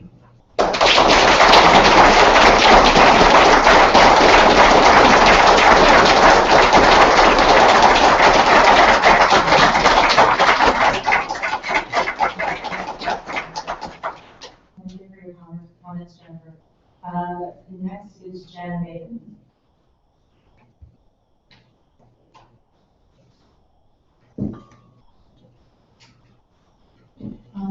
Chairperson Councillor Lowry, Council, public servants who are having to stay so late, I'm sorry, and especially ladies and gentlemen and our young citizens. Jan, could you pull the mic just a little closer to you? There we go, thank you. My name is Jan Maiden. I live at 197 Ottawa Street in Elmont. I'm asking that my tactful presentation with its sources be recorded into the minutes of this meeting and I have copies available for media. My actual park is Augusta Park, according to the circles in that report. And I apologize that the paper copy is going to have a few little corrections on it because there were mistakes apparently in the Santec report as far as the acreages and so on. The Mississippi River divides the town of Almont pretty evenly on both geographically and by population. There's a northeast side containing John Maynard Park and most of us here, and the southwest side containing the old downtown and other neighborhoods. And I wonder, do any of our Almont councilors live on the northeast side of Almont? Anybody? You do? Okay. According to Statistics Canada, one of my sources, the 2011 Census Population Center of Almont has 2,211 people on the northeast side and 2,541 people on the southwest side. That's only about 14% more on the southwest side, which includes Coleman Island. The northeast side is growing fast. Yet, the municipal park acreage on the northeast side totals 3.6 acres in the census population area, while the acreage on the southwest side is 83.65 acres. Don Maynard Park is 1 acre in 3.6. I have 3 sources of Statistics Canada, which I said the list of parks and acreages in Almont is from the 2013 Mississippi Mills Parks and Recreation Master Plan. And there appears to be a mistake in the acreage, by the way, from that one. The map of the Almont wellhead protection areas, which is included in my written presentation, is as noted in the 2012 Mississippi Mills report titled Impacts on Communities by Troy Gunlow. Unfortunately, it's nothing. There is an unfair and very large disparity in municipal parkland allocation between the two sides of Almont. Now, I'm sort of grading on us in that way, but I did not create this. Southwest side has 23 times the park acreage of the northeast side, which is 83.65 divided by 3.6. If Don Maynard Park is sold for development, the disparity will be overwhelming, 32 times as much. Even taking Gamble Park, which we all agree is a big Mississippi Mills resource for all the communities, including Almont, even if you take that out of the equation, the disparity is still large, more than 6 times as much with Don Maynard Park, 9 times with others. Dense population growth is mostly on the northeast side of the river. We cannot afford to reduce any parkland in the older parts of the northeast side, which have so few green areas. But truly, take a look at the map. Well-planned and responsible municipalities are concerned about the preservation of existing parklands, especially in areas where it is so scarce.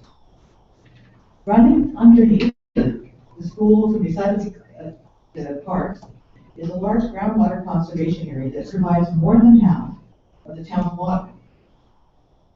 I have a graphic of the impacts on communities presentation by Mr. Dunlop in my presentation. And although vegetation draws some water, parkland provides an important natural filter for rainwater that becomes ground. There are 2 elementary schools and a new seniors residence nearby using green space provided by Don Maynard Park and the lot beside it. Don Maynard Park should really be expanded into the neighboring lot for fairness, if nothing else. Don't leave half of Almont with a fraction of. Thank you very much.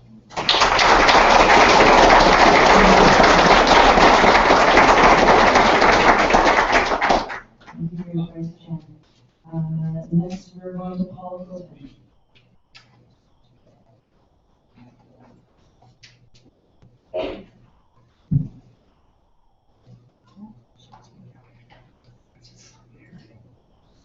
Good evening, Mayor, councillors, and staff. Thank you for the opportunity to speak tonight. My name is Paul Clifford. and I live at 69 Harold Street in Almont. My wife and I have lived there for 14 years, and while we may be relative newcomers, we have been here long enough to certainly know the pride that all residents have for their town and its parks and open spaces.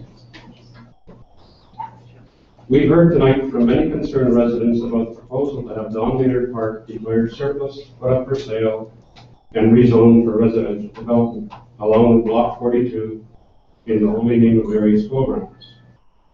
In fact, the sheer number of people who have come here tonight in opposition is testimony to the depth of concern shared by so many in the community. I would like to ask Council to defer any final decisions on this issue and grant sufficient time to allow for consideration of alternate sources of funding for the proposed enhancements in Gale Park. We must absolutely ensure that all possible alternatives are fully explored before proceeding to destroy a park that has been a source of pride in our neighborhood for many, many years. A park that has been used by residents, their children, and their grandchildren. One such alternative could be using a portion of the undeveloped parkland located on Martin Street North. That undeveloped parkland is 15.5 acres, according to the Parks and Rec Master Draft Plan final report prepared by Stantec in October 2013. Don Maynard Park and Block 42 in the schoolyard together total approximately 2 acres. Rezoning and selling approximately 2 acres of the undeveloped Martin Street North parkland would only represent a reduction of about 13%, leaving almost 90% of that undeveloped park still available, 13.5 acres, for future use of the park. Information obtained from the Land Registry Office, and I have a copy, and I have a copy of my presentation. So information from the Land Registry Office shows that the land now designated as the Martin Street North Park was originally transferred to the town in 1884. Yes, that's right, 1884. Over 130 years. That's certainly a very long time period for no development by the town. The rationale stated in the Stantec report on page 76 for declaring Don Maynard Park as surplus is that, quote, it is adjacent to the Holy Name of Mary Elementary School site that has a developed playground including a play structure, end quote. Well, I say, so what? The school year is 10 months of the year. The school operates Monday to Friday, except for holidays. The school does not want members of the public or their children on the playground when school is in session, unless they are students or parents of students.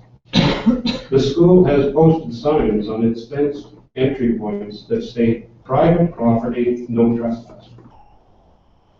So just what are you asking neighborhood parents to do? Wait to take their kids to the playground during the evenings or on weekends only? In July and August only? Ignore posted signs saying no trespassing? And then what kind of message is that we're giving to our kids and grandkids? It's okay to ignore private property signs? I don't think so. Council, I would rather see no parkland declared surplus and sold. But if you must, then first sell some of the undeveloped parkland on Martin Street North. However, there must be other alternatives. Challenge your planning department to find creative solutions using other town-owned properties that are vacant. Do not destroy parks that have existed for years. Thank you.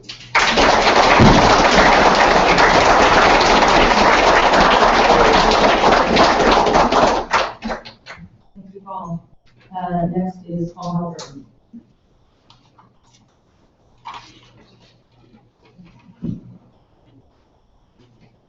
Good evening, Mayor, councilors and staff. Thank you for the opportunity to speak on behalf the residents of Mississippi Mills. My name is Paul Halliburton, and I reside at 66 Harold Street in Elmont. 44 years ago, I married an Elmont.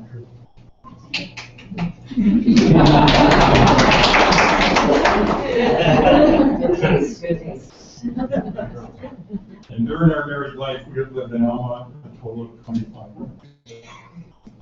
I would like to focus my comments on the consultant's master plan, which was issued, as you know, in October 2013.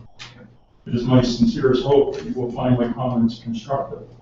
I plan to be succinct, as I recognize there are others who wish to express their views. In February 2013, the consultant issued a 27-question written survey to all the residents. The intent being to seek input on a variety of issues related to the Parks and Recreation Program. This was followed by an interactive workshop, wherein residents were asked to provide further input and a host of nice-to-haves. Unfortunately, the response rate for both exercises was extremely low. Only 220 residents responded to the written survey, and only 11 residents attended the interactive workshop. Their petition represented less than 2% of residents for the written survey, and less than 1% for the workshop.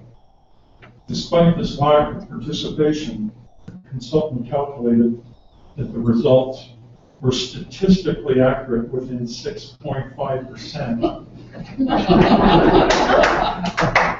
19 out of 20 times. A result that is being disputed by many residents.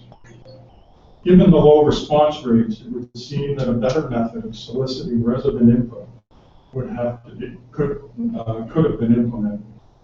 When one reviews the results of both exercises, it would appear that the questions relating to the costs and user fees of new or renovated recreation programs and facilities did not focus on the true costs of acquiring such. Nowhere does the survey or the workshop facilitator ask participants what they would be willing to pay or trade off for the nice-to-haves. Instead, there are vague references to charging development fees, user pay fees, no tax increases, and somehow lottery donations got into the picture. Nowhere does a consultant ask participants if they would be willing to sell parkland to offset the cost of new programs or facilities. In this respect, the survey questions and the subsequent interactive workshop could be considered to be somewhat misleading. It is my contention that the results of both the written survey and the interactive workshop would have been dramatically different if the consultant had asked questions that could be considered more relevant. Given the poor turnout for both the written survey and the interactive workshop, I urge Council to reissue the survey to all residents in Mississippi Mills by a direct mail-out. This would ensure greater participation and could be accomplished quickly. The results that could then be tabulated using in-house staff working under the direction of neutral overseers. Following this, we could then have an intelligent conversation about how to proceed. I would also recommend that new questions respecting the cost options be included in this revised survey.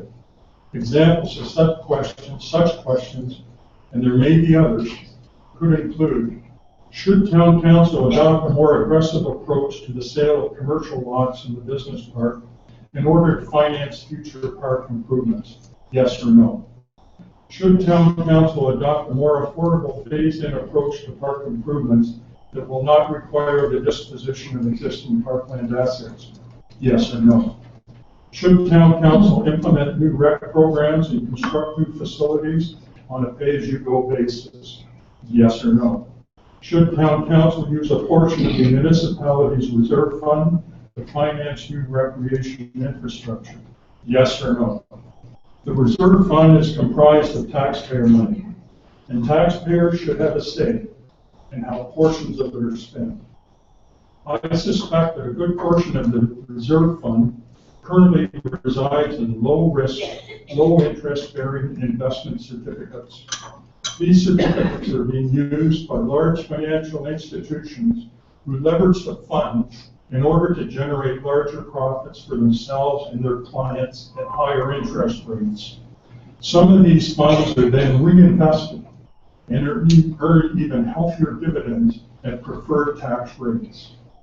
Perhaps the residents of Mississippi Mills should be permitted to use these funds for ourselves and put some of the reserve fund to better use. Let's invest some of the reserve fund in new infrastructure and recreation programs and make the money work for us rather than financial institutions. The resulting pleasure that the new facilities will bring will represent interest earned, and the dividends paid to ourselves will be tax-free. In summary, I believe that by asking the residents of Mississippi Mills the proper questions, we will all benefit with a better result. After all, what could be sweeter than a win-win situation?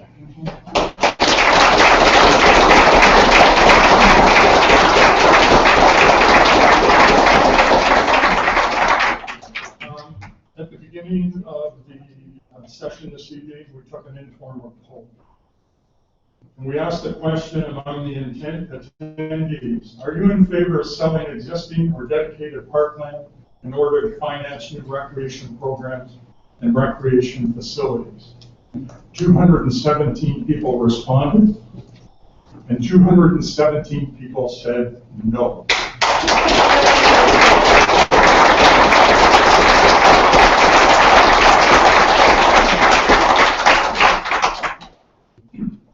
Finally, I've been asked by a group of concerned residents to make the following announcement.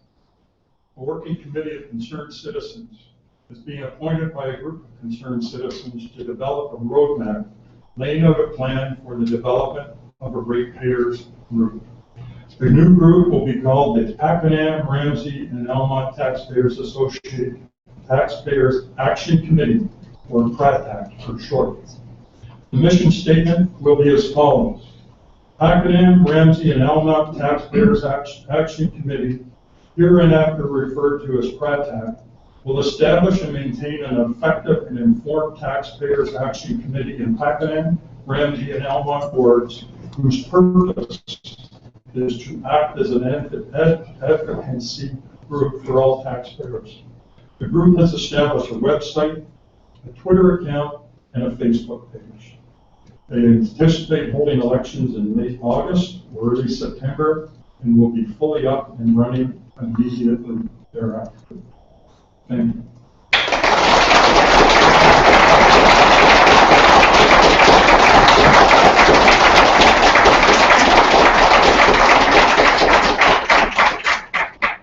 I myself, Jerry Boland.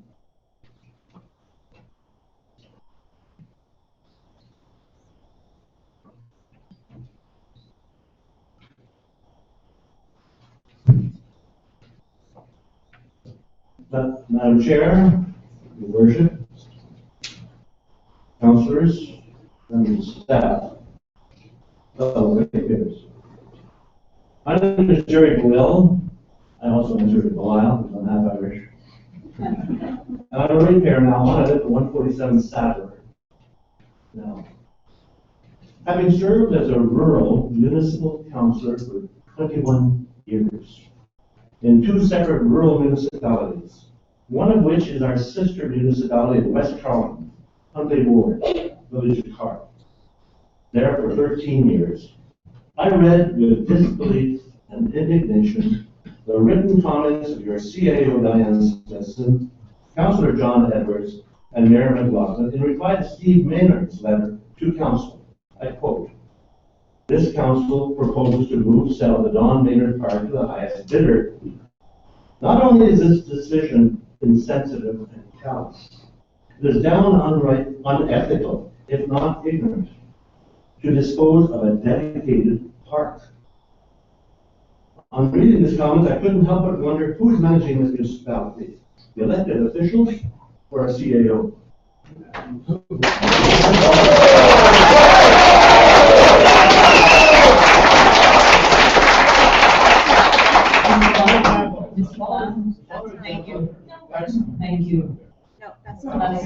Just the mayor have to leave. Thank you.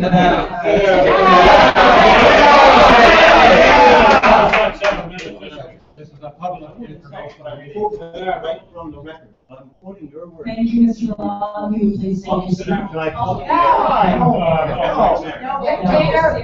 First of all, now. We're gonna go to our next speaker, which is.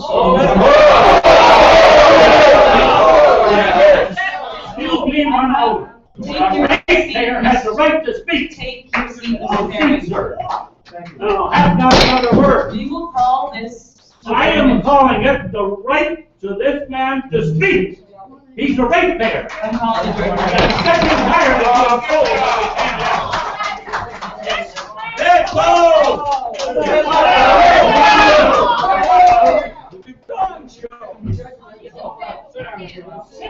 Did you guys hope to be elected next time? No, you don't.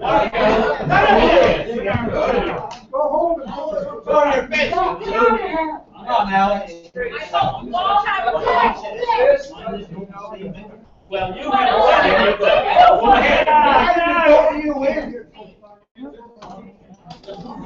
This is how we run a town council. They don't get their way, they close it down. Wow. Take your ball and go away. We don't want to play, I guess, eh? Let's hear it, Alex. Just a moment. So we all need Just a moment. That came out of my emails from your mayor. Excuse me a moment. I'm speaking. And this man has every legal right to speak, and you people are doing the wrong thing. Well, it's all right. Go ahead. If you can't stand it, walk out. If you can't stand it, walk out. I have a point for you to know, maybe you don't understand. The reason I called this meeting to adjourn it is to insult staff.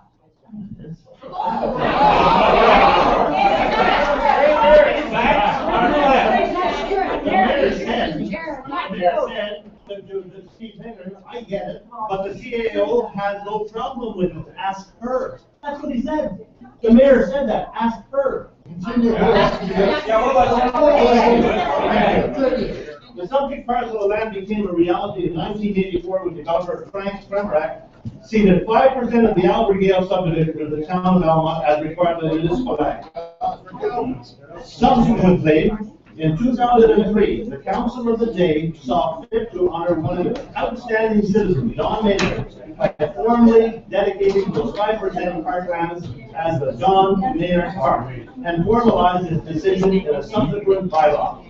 To now consider selling this dedicated park to the highest bidder is a height of insult and disrespect to the Maynard family, their descendants, and the community at large.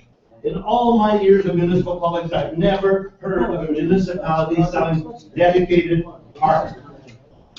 You should know that this decision to sell this dedicated park has spawned mounting resentment in Mississippi Mills. Not only that, it's created a fertile environment to give rise to the creation of a new advocacy group that will speak on behalf of all taxpayers in this municipality.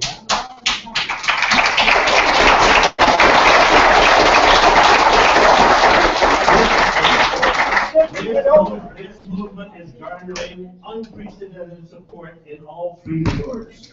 We have established an informal working group working for our Pakenham, Ramsey, Almont Taxpayers Action Committee, and we've appointed Paul Halbert as our interim spokesperson. Very capable. Parkland, and I take issue with what the CAO's presentation was this evening. She misses the very fundamental point of the purpose of 5% lands. Parkland is for the use and enjoyment of the residents in any given subdivision. To sell off this green space is to insult and let down the people who bought into this parkland when they purchased their homes, as it was a condition of sale at that time. If you are intent in selling parkland, you should obtain the consent of the residents in the targeted subdivision. Not only is this prudent, it renders council's actions transparent and considerate. On the other hand, if you're thinking of selling dedicated parkland, don't even think about it. Dedication is forever. My advice to the CAO and members of council is to abandon the silly proposal before it's too late.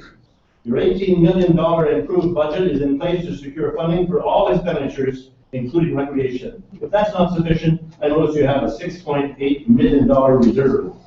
In conclusion, the sale of parkland in a subdivision should only proceed if the residents agree in that subdivision to such a disposition. To propose to sell a dedicated park is outrageously bold and inconsiderate. In short, it's a non-starter. Members of council, please reset your compass. You are definitely going in the wrong direction.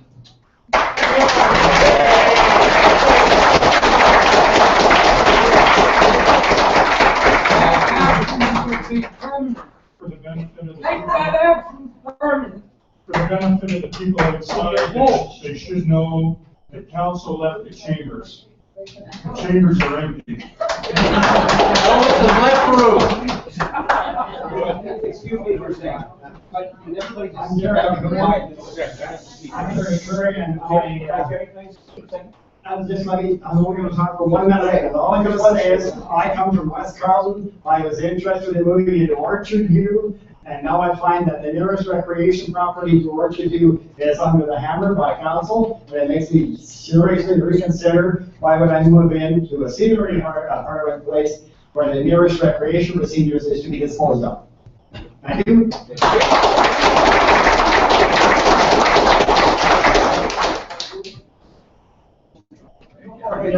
I don't know who knows me or who doesn't. My name is Jeff Robertson. Long-time resident. My family has been here since 1980. Right? Take the microphone, please, and you're outside. They can't hear you. Okay, it's unfortunate just what took place here, but we need to come from leadership, and that's what I intend to bring our organization back to right now. Right? Anybody that wants to speak, continue, keep it positive, and let's speak, and let's get our word out. I've learned a lot here this evening just from all of you, and I want to thank you for all your time and your effort you put into educating us all. Right? So anybody that's on the list, Kristen? Are we okay? I'll take over if you don't mind. Thank you. Yes.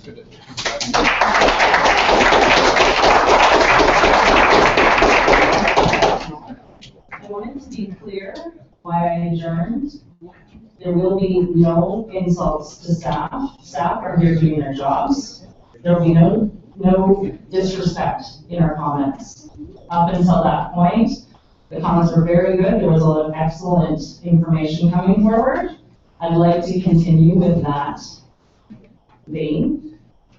If we move in a disrespectful way again, or if there's any insult to staff, the meeting is over. Is that understood? We'll move on to Terry Curry, please.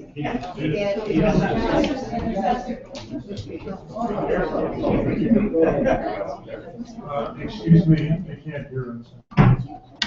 They unplugged it.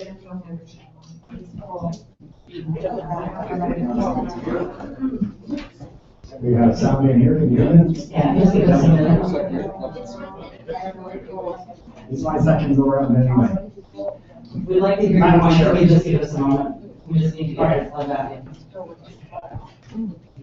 I wait your word. Thank you. Oh, that wasn't it. That shouldn't affect the speakers. No, I was doing the live feed. Okay, sorry, was it? I assume so. Okay. Do you want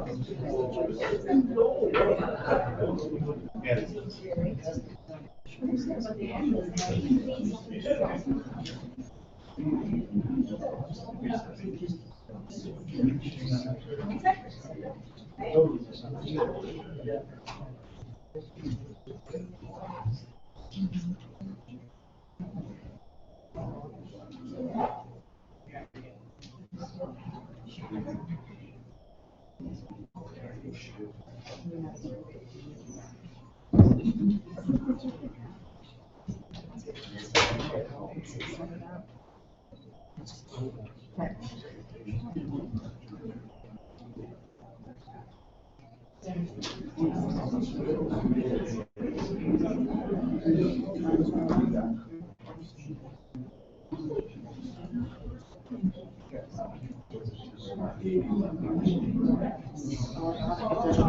not sure if the live stream is up again, but we're going to continue. Thank you. Was that meeting adjourned? Members of Was council. it adjourned or recessed? The meeting. We were in recess. We were in recess, so you didn't hear everybody else heard what I had to say. My name is Harry Curry, I live at 2940 Greasy Heights Road in the city of Ottawa. And I taught for all my teaching career, pretty much. I was a close personal friend of Don Maynard. And I was interested in retiring to the new retired residence at Orchard View on the old Almont Road. It's a facility with I have a population of 100 seniors. And one of the attractions of that location was the presence of Don Maynard Park within 200 meters of that facility. And I was intrigued when I looked at the planning that was put up by your staff on the projectuals that Orchard View does not appear. And so largest building that's been built in Almont in many years, it doesn't appear in your plans. And as a person interested in moving in there, I want to know what's the future of Don Maynard Park, the nearest available recreational land from that facility. And so, in all respect, I'll conclude my brief little statement by saying that I please recommend that you update your schemes, your drawings, to include this new facility, and perhaps in light of those changes, you might consider updating your plans as well. Thank you.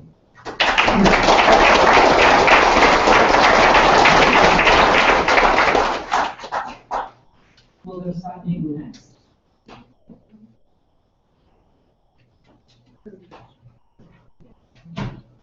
Good evening.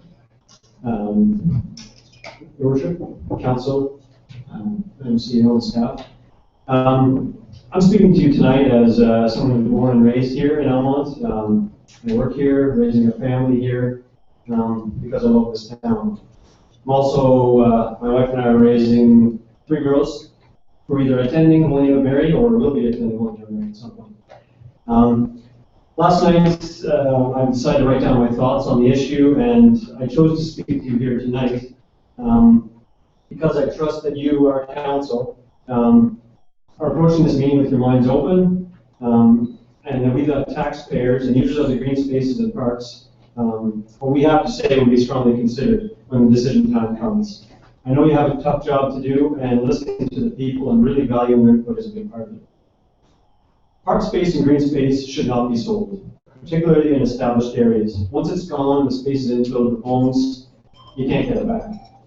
Mississippi Mills' own community profile on the town website includes this: quality of life, parks. The town of Mississippi Mills recognizes that parks and recreation are essential components of the community's livability. Mississippi Mills is fortunate to have a long history of investment in parks and recreation, and its numerous community and neighbor parks are a testament to this commitment. Neighborhood parks are very valuable, extremely valuable, not from a dollars and cents perspective, but from a quality of life perspective. Mississippi Mills, and in particular Almont, has a great number of parks, and that's part of what makes Almont so great. We shouldn't be so eager to reduce part of what makes our community so great. The green space, or park space as referred to as Block 42, is probably the most used green space in all of Mississippi Mills. It's used by hundreds of children 5 days a week, 10 months of the year. The area makes up about 1/3 of the grass space of Holy Name of Mary School. I know there's been different assessments of the yard space. I'm just talking the grass space where kids play, where they play soccer, where they play tag at recess. We're taking away 1/3 of that grass space where the majority of the children play. And that's a huge impact. That's where the grade, that 100% of that land is where the grades 1 to 3 play. My daughter's going into grade 2. I talked to her about this. What does she do at recess? What does she do in that area? Well, she loves going along that tree line, looking for rocks and bugs and different things. And it's a unique part of the schoolyard for sure. She was upset when I told her the proposal to sell it and build houses there. It's also used by the neighbors and other children throughout the year, after school hours and during the summer months. Please don't think of this as the Catholic School Board using town's land. If you take only one thing from what I say tonight and ignore everything else, think of this. Block 42 is used by hundreds of residents of Mississippi Mills 5 days a week during the winter, spring, and fall. That likely makes it the most used park green space in all of Mississippi Mills. How can selling this space be justified?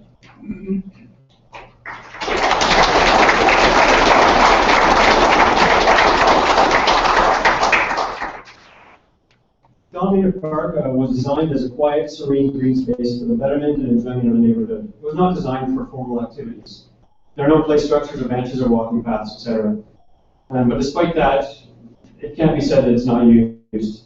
It's often used by those who enjoy tending the flower gardens, by neighbors who enjoy the serenity of the space, and by the teachers and students of Holy Name of Mary as a quiet place to read, learn, and explore. With modest investment and community support, it can be enhanced with additional uses. I won't go into that. Jennifer mentioned and others have mentioned that.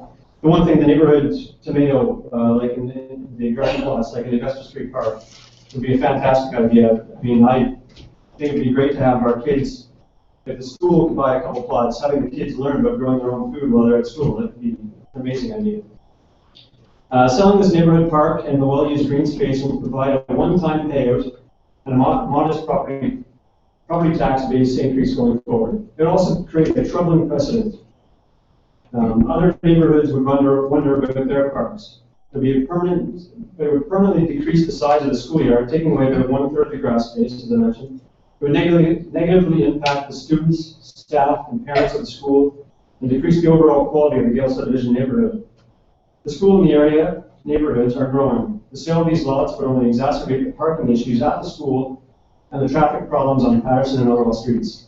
I don't know if any of you have been on Patterson Street in that area between about 10 to 9 and 9:15 in the morning, but it's a nightmare out there. And this would only make it worse. My family likely qualifies as the target market for Gilmore Park redevelopment plans. We have 3 young kids. We would love to see Gilmore Park improved. A splash pad would be fantastic, but not at the expense of other parks and green space. We'd much rather see a plan scaled back, slowed down, done in phases over time. If that meant that no green space or park space would be sold. When you rush, particularly with projects of this size, scope, and impact, you often end up with regrets. Please don't rush this. Finally, if I can take one positive from this issue, it's gotten a lot of neighbors talking. I've talked to some neighbors in different areas that I've never talked to before, and I think a lot of that has happened.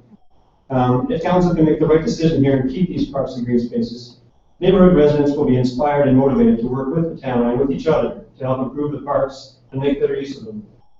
This is a huge decision, I recognize that, with large and lasting consequences. Please listen and make the right decision. Do not sell.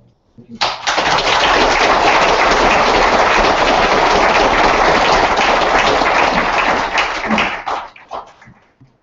Mario Lucolucci, I said your name anywhere close to right. Oh, pretty close. Close enough.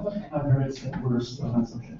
Thank you. And your address, sir? 40 Gale Street. I'm directly across the park, Maynard Park. Thank you. Madam Chair, Mr. Mayor, Council, fellow staff, I'm a public servant too in Ottawa. We moved here this is our 7th year. We came in from Ottawa, Barhaven to be specific. A booming town, a disgustingly booming town, urban sprawl at its greatest. As soon as we were looking for homes, I fell in love with Almont when I realized the sign on the way out of Almont said, "Welcome to Ottawa." That felt great. I wasn't going to be living in Ottawa still. After seeing the presentation and hearing the comments, I've learned a couple of things. The presentation made first of all, I wasn't aware there was a survey being done, maybe because maybe it looked like just junk mail that we threw out. It had no meaning, I don't know. So I think that's my fault. I should have informed myself more. In the presentation, in their survey, they found that parks require to have play structures and swings and stuff like that. Well, last I looked, I haven't played in a play structure in a long time, and I don't intend to anytime soon. We have a dog that I tried to teach him to catch a ball or a frisbee, but he's a 10-year-old beagle and he's more like me, set in his ways. In that picture of your the development and all the circles, and I know, at first I didn't know where Gable Park was. So now you want to sell off some green space in order to enhance another park, which from my location and the residents of Gale subdivision, that's a good hike. Well, maybe you're planning on us to walk and hike to that park, otherwise we'd be taking cars. I don't think that was in the plan, for people to be taking cars instead of exercising. He said it was going to cost $300,000 if you made $300,000 from the sale of the land, and that was going to be going to the new kennel park structures. Well, then you also mentioned that you're also going to take that money and give and re-enhance some 3 other parks. Well, which is it? Or are you going to split up that $300,000 4 ways now? It doesn't make sense. The numbers don't add up. And you're only going to do a small portion of what's needed. So what's going to happen when that money and that portion is done? Are you going to come looking for more parkland, more taxes? I don't know. This surprised me completely.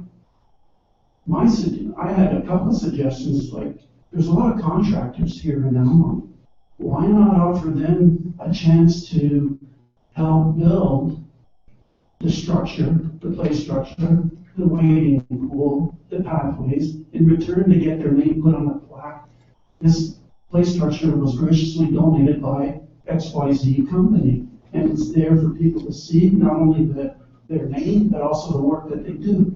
And you can do that for any fraction, any part of this whole project. And why not ask for volunteers? I got a hammer, I got a saw, I'm willing to help out any way I can. In the springtime, I clear the bushes right in front, the perennials that are growing. I cut them down, and I do that on my own time. I would like to do the cutting of the grass if you gave me a lawnmower. I got a pushing mower, so that won't do. But then I'd probably be taking away a job from a student or a staffer, which I don't want to do. You know, I think this requires a lot more thinking, a lot more than just 221 people that took a survey, which the gentleman previously mentioned. That's shocking that you're going to make this kind of decision on an extremely small minority amount, percentage of the population, and they didn't have all the information. You can't make decisions of this grandeur that way. And with all due respect, I know you were disrespected from the previous commentators, but respect goes 2 ways. We deserve some respect, and not to have people.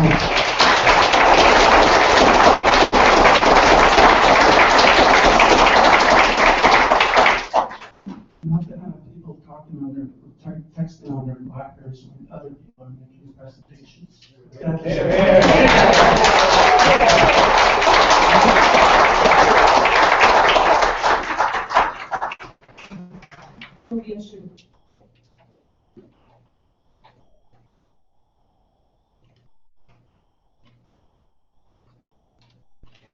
Good evening.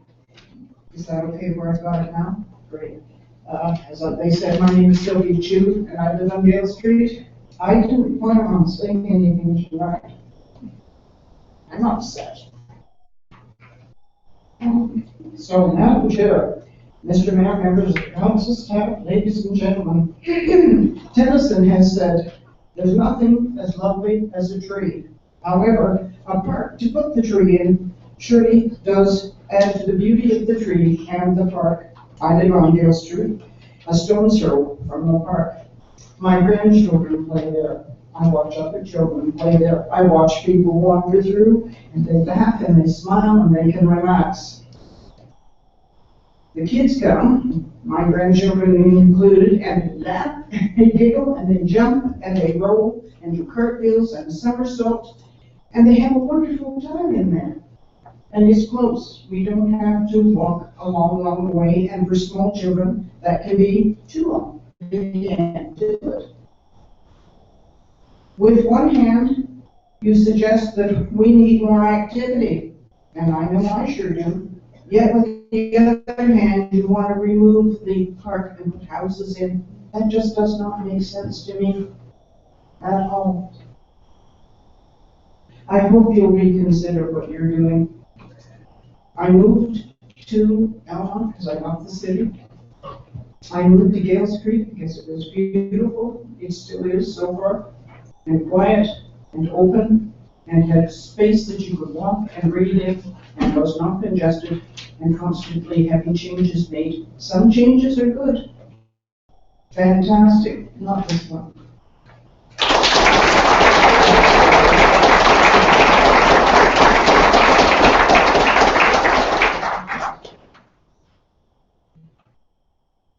And we're 11 on the list. Did you want to speak? Yes, but not until after Steve's turn.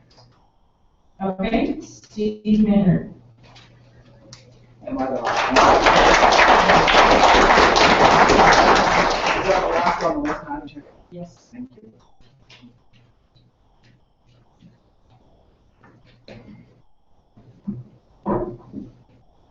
Madam Chair, Your Worship, councillors and staff, thank you for arranging this public meeting and allowing all of us to address you. I appreciate that you are well within your rights to sell parkland and open space, even when it has been conveyed to the town by a developer or has been dedicated to a well-respected and loved citizen. Is it morally and ethically acceptable? That is for each of you to decide based on your own fundamental values and beliefs. I very clearly have an emotional attachment to Don Maynard Park. He was my father. The land was dedicated to Dad in 2003 while he was alive by a mayor, councillor, and town staff who are very appreciative of all that my dad had done for this community over several decades. I am not currently a resident or taxpayer of Mississippi Mills, but I lived here for 48 years and I expect to move back. I care deeply for Almont, where I was born and raised, and Ramsey and Pakenham, where I worked and played and my kids participated in sports. It bothers me to see my town being ripped apart with many people and groups feeling that they have to square off with the town because they don't believe that they are being heard and doubt that the mayor and councillors really have their best interests at heart. I am concerned that you are relying so much on the 2013 Parks and Recreation Master Plan prepared by Stantec. The master plan uses data taken from a 2013 survey that was not readily available to every resident of Mississippi Mills. Only 220 surveys were completed, but based on question 15, providing the address of your home in Mississippi Mills, almost 10% of respondents did not even live in Mississippi Mills. And of the respondents who lived in Mississippi Mills, 81% were from Almont, when only 38% of the population resides in Almont. This leads to an immediate skew in favor of facilities in Almont. Stantec's reasoning for declaring Don Maynard Park as being surplus to the town's need is that it is adjacent to Holy Name of Mary Elementary School site that has a developed playground, including a play structure. This is saying that parks are only good for kids, when in fact they should be developed for every age group. A similar argument was given for declaring Monroe Meadows Park surplus, because it is not required for neighborhood park purposes. For example, all of the lots in the subdivision are of a size that a play structure could easily be located on them without the need for the public land. A May 1st, 2011 document titled "A Research Paper Prepared for the Association of Municipal Managers, Clerks, and Treasurers of Ontario" reports. CE, Citizen Engagement, provides an opportunity for citizens to have a say in matters affecting their lives and, in fact, values the rights of citizens in this regard. Its principles include the sharing of information, power, and mutual respect between governments and its citizens. It requires a commitment from government to work with its citizens in a consistent and ongoing way so that they gain an understanding about issues in their community, identify potential solutions that might exist, and provide an opportunity for those citizens to use their knowledge to help develop policies and programs that affect them. It means citizens are full participants in the policy process and that their input has actually been given significant weight in the development of policy. The report further says, from a citizen's perspective, CE demonstrates a commitment by government to be accountable, democratic, and transparent. It brings awareness of issues to the forefront and provides an opportunity for learning and discussion. It also provides the public with the opportunity to participate other than just at election time. Lastly, it empowers citizens and promotes a sense of community involvement. What it accomplishes in the end is the cultivation of trust and civic capacity, which may ultimately result in increased levels of civic engagement and political participation. For all these reasons, it should be questioned why governments don't participate in CE practices more often. This report was written actually by the Chief Administrative Officer of Mississippi Mills, Diane Smithson. Mrs. Smithson's report very accurately reflects the principles of the Community Official Plan of Mississippi Mills. The very first paragraph of the plan states, the Mississippi Mills Community Official Plan is a legal document containing the goals, objectives, and policies which guide the development, growth, and change of the town of Mississippi Mills.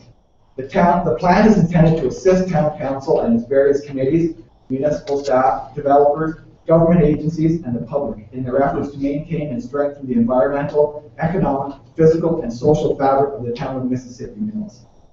Most municipalities have just an official plan, created by elected officials and their staff. Mississippi Mills has been much more inclusive with its community official plan. Section 1.1 of the plan includes a statement, the Mississippi Mills Community Official Plan has been developed through extensive community consultation and reflects the collective views and values of the community. There has also been consultation with government agencies in order that the plan may reflect the policies and practices of the various public bodies involved in the management of growth and development. Over the years, several councils, not just the present one, have veered away from the plan when it comes to parkland and open space. Section 3.7.6 of the plan states in part, it is a goal of this plan to promote and develop public open spaces to service the recreation, leisure, and quality of life needs of the community. Section 3.7.9 sub 1 establishes developmental standards for parks that must be followed. These are very specific and not optional. The section states, the development of new parks or significant changes to existing parks shall be carried out through a three-stage process. The first stage shall involve public consultation on the function of the park, the needs of the anticipated users, and specific features or characteristics valued by the residents. The second phase shall include the development of a general concept plan and cost estimate prepared by a recreation planner or landscape architect in conjunction with interested members of the public. The final stage shall include a detailed site development plan and the implementation and phasing of the park plan. In a legal document such as the community plan, the word shall means must, and there is no other interpretation. Every park project currently in process in Mississippi Mills is in non-compliance with the community official plan. Our biggest concern is the Gemmel Park project with its huge price tag. The public was never consulted about the function of the park, what they would like to see incorporated into design, or even who would be the users of the facilities.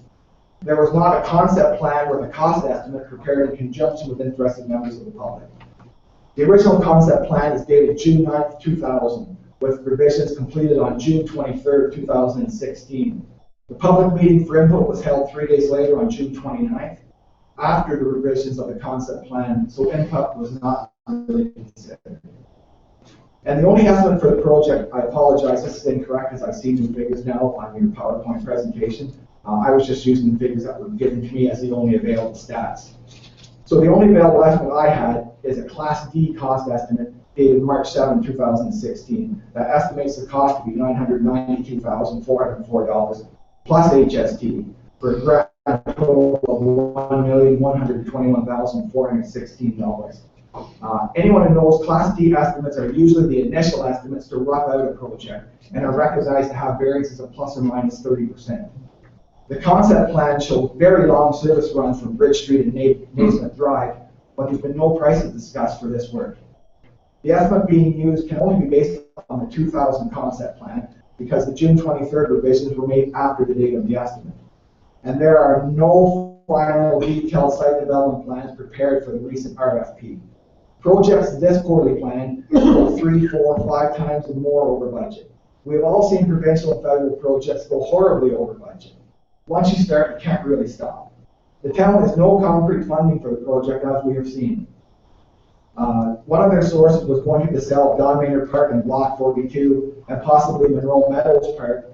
But when the town rezones these properties, the rezoning will be appealed to the Ontario Municipal Board, and the appeals will not be heard until 2017, and money will not be available for these projects.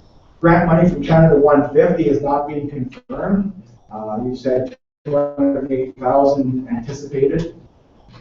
Funding will eventually have to be taken at the expense of other budget items, or will have to substantially deplete the reserves. Gemmell Park is a boomer over with a proper input from the public, proper drawings, and accurate estimates. The Gemmell Park project also creates at least 2 environmental concerns. The park has the butternut tree, which is an endangered species, and there are guidelines in place to protect it. And according to the Ontario Recovery Strategy Series, published by the Ministry of Natural Resources, the Rapids clubtail dragonflies habitat should include the section of the river containing the rapids, the pools below the rapids, plus the wooded shores on either side, extending inland to include any forest which is within 800 meters of the shoreline. Roughly half of Gemmell Park, including the areas where the project is planned, are within 800 meters of the shoreline and are considered forested.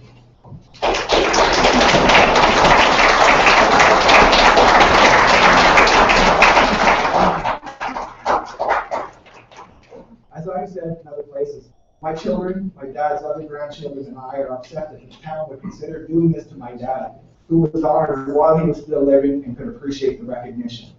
We are not mad, we're just very, very sad. We saw Dad overcome with emotion when the Don Maynard Park sign was unveiled during the August 17, 2003 park dedication. My dad always tried to stay composed in public, but this recognition meant so much to him that he teared up and could not speak for several minutes. I knew that this was likely going to be the last time that my dad was able to spend much time outside of his home in the company of peers, friends, and family. His health was failing, and he was eventually hospitalized just a year later in August 2004 and died on October 17, 2004. I spent many days with my dad as he lay in the hospital for the last 2 months of his life, and he often spoke with pride that the town considered him worthy of such an honor. My dad did not give so much of his time to help the town and mentor students for the recognition. He was truly an altruistic man. In his own words, Dad just got interested in the town and wanted to help out where he could, and help out he did. From establishing the first Parks and Recreation Committee in Elmont, serving on it for over 20 years, to being active on the Elmont Arena Building Committee, to being on the fundraising committee for the new gym at the Elmont High School. Dad taught and mentored 2 generations at Elmont High. He always tried to include as many kids as possible in sports, regardless of their athletic ability or their ability to pay for proper sports gear.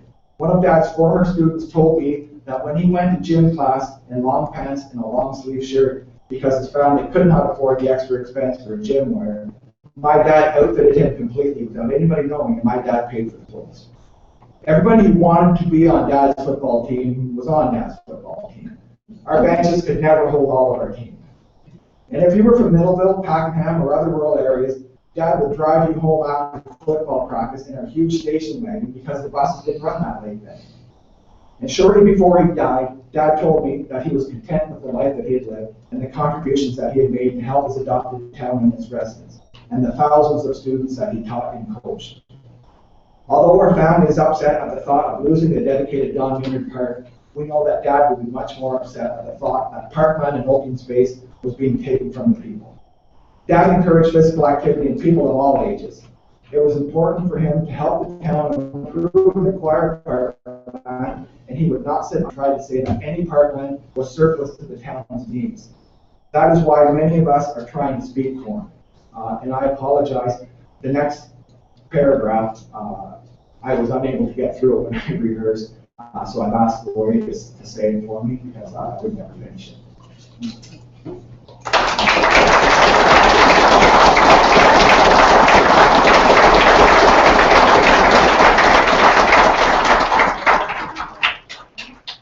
Madam Chair, Your Worship, Councilors and staff.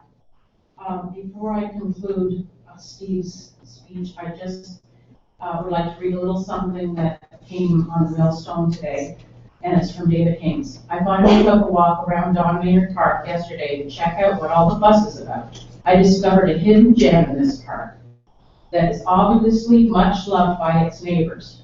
Trees that were planted for the town 20 years ago by landscaper Alan Goddard have flourished and made the park an oasis. An old-fashioned fenced row of shrubs and small trees is a haven for wildlife and is the kind of place, to my way of thinking, where kids can play, explore, and discover nature. I won't go on because you can read it yourself on Millstone, and I will finish Steve's. And this is Steve's words. I experienced firsthand one of Dad's greatest attributes. He never lost faith in anybody and was always there if you needed a hand up after being beaten down by life. As I struggled with alcohol and depression and had damaged and destroyed pretty much everything in my life, my dad never judged me or gave up on me. It has taken me a long time to get where I am now in life, and I owe a lot to my dad for helping me believe in myself. 12 years after his death, I still get strength from my dad. My dad didn't quit on me, and I won't quit on him. I will try to, and if you try to take away his park, as you dispose of parkland and open space, and allow every park in Mississippi Mills to fall in ruin and direct contrast to his vision for this town that he loved, please go home, and go home with a conscience, because this park is loved by this neighborhood, by this town, by Don Maynard's colleagues, friends, family, and community. Thank you.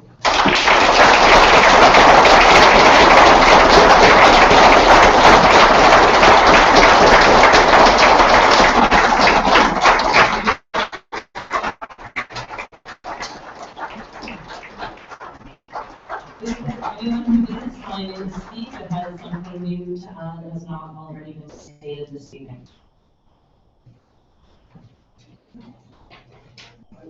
I would like to speak. Madam Chair, Council, staff. Could you state your name and address, please? Jeff Robertson, 4692 March Road. I think it's quite evident that the public is spoken. I really like it, and I want to thank you for bringing this meeting back to order. It's really appreciated. And now I would like to call for, when you do vote on this, for a recorded vote for the public and for all you to listen. Thank you.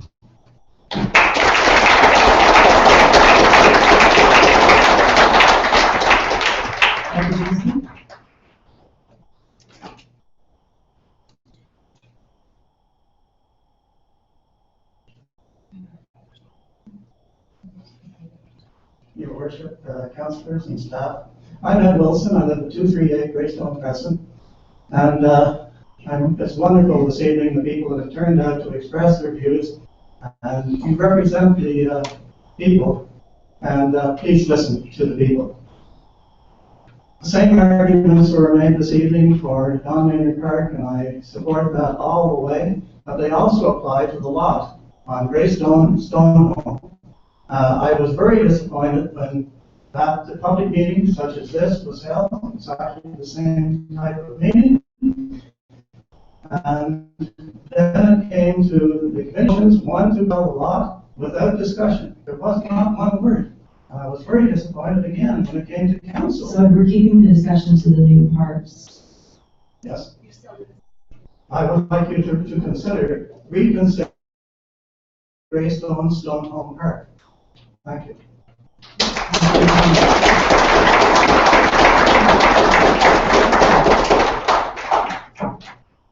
You could state your name and address, please. Good evening, everyone. My name is Alan Goddard, 246 Mitchison Street here in Belmont. I've lived here for some 30 years. I recently retired from my business, landscape services, after 28 years. Some 15 or 16 years ago, I was approached by the town council at the time. No, not the council. It was actually management as Houston. Came to me and said, we would like you to design and install a park on Gale Street in the Gale subdivision. Consequently, I did so. I consider that, quote, my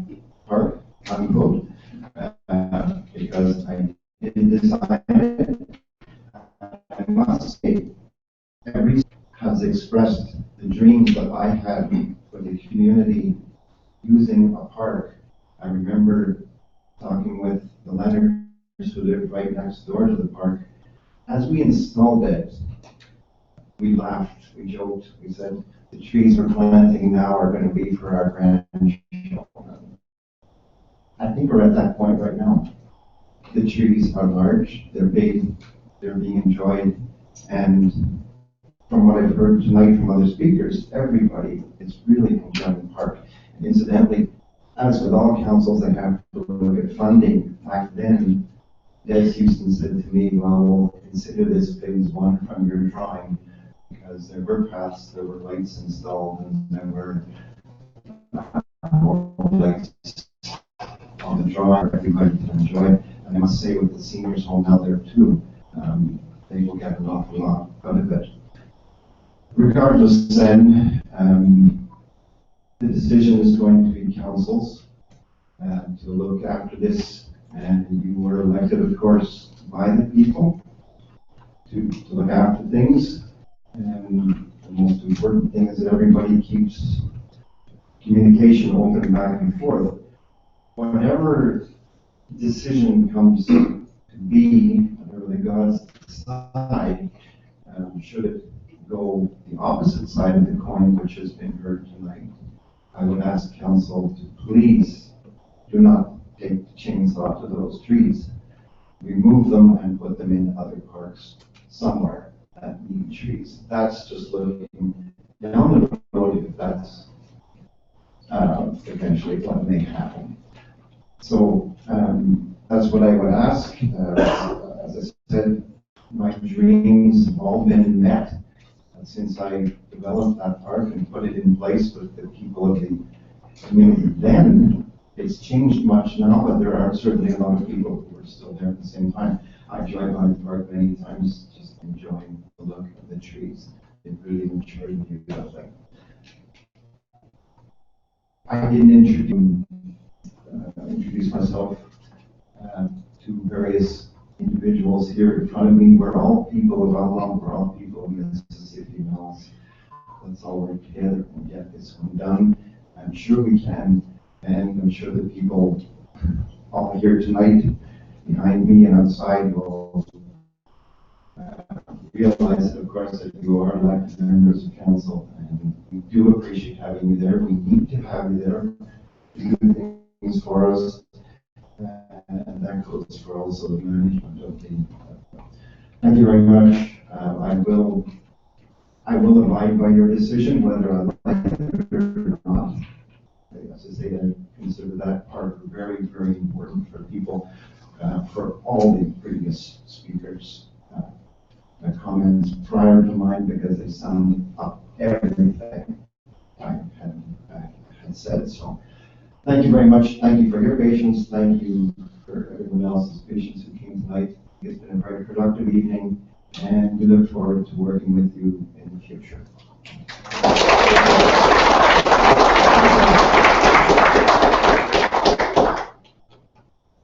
My name is Patrick Miller. I live on 11 Gale. I just think, I just want to speak for a couple minutes. Ago, there was another meeting very similar to this, and, you know, with something I did spearhead, obviously, and you guys, and Sean knows all about it. I was not involved in this project whatsoever, but as soon as I was aware of it, I became on board and whatnot. First, I do want to thank council, and I'm going to shake your hand, Sean, just for coming back to the meeting. I think that was important, and important for all of us here. And the next thing I just want to say, I don't really have any other things on that, but I just want to say my observations. So around 7:15, I went around outside listening to everyone speaking, and I roughly counted about 85 people. That's including the gallery and just in the hallway here. And I just want council to know that outside there was at least 220 adults. It was hard to count everybody. And there's got to be at least 30, 40 children that were out there. So I just think you guys didn't see what was going on outside. Then I went and counted the cars. I've been to a few public meetings. There's over 225 cars there. On the road alone, there was over 100 cars just on the road, the rest are in the parking lots. Now, some of them might be yours, but I don't think there's that many. I just think council needs to know that, if you took a look outside, there's a lot of people brought chairs too, so I just think you need to know it's not what you're seeing here, it's what's outside. And I just want to finish off by saying, there's a reason why this many people have shown up, and I think you've heard us, so thank you.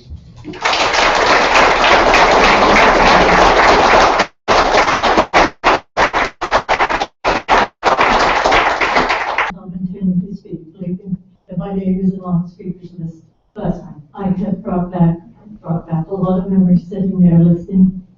And when I came on as mayor, we had a freeze on in Elmont. There had been no building going on whatsoever. And one of the things that I had as a goal was to have that freeze lifted and start growing. And the Gale subdivision happened. We spent a lot of time in Toronto begging. I still have marks on my knees, looking down and begging to get some space. Just give us some numbers, any numbers. And I think that the ones that were around at the time, I'm thinking of Alex particularly. And we know that we had a park there because that was the way that we did it at that time. There was no cash in. If they said it was going to be a park, that's what it was. So I think the park has been there since 1990, I would say. It probably took us 2 years to get off the ground. But at any rate, it's been there a long time.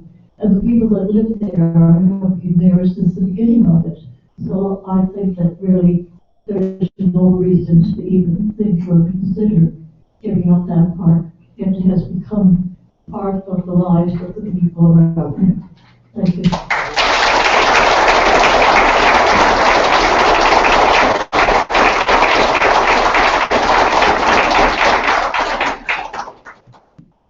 Good evening. I'm not scheduled to speak either. My name is Brian Gallagher, but no one has talked about the man. Really, the man this park is named after. His name was to everybody, and there was no disrespect in that word. He wore white running shoes, gray slacks, a white t-shirt, and an old blue cardigan that must have been 50 years old. I don't know how it lasted that long. Thinning hair, he walked with his chest out. He never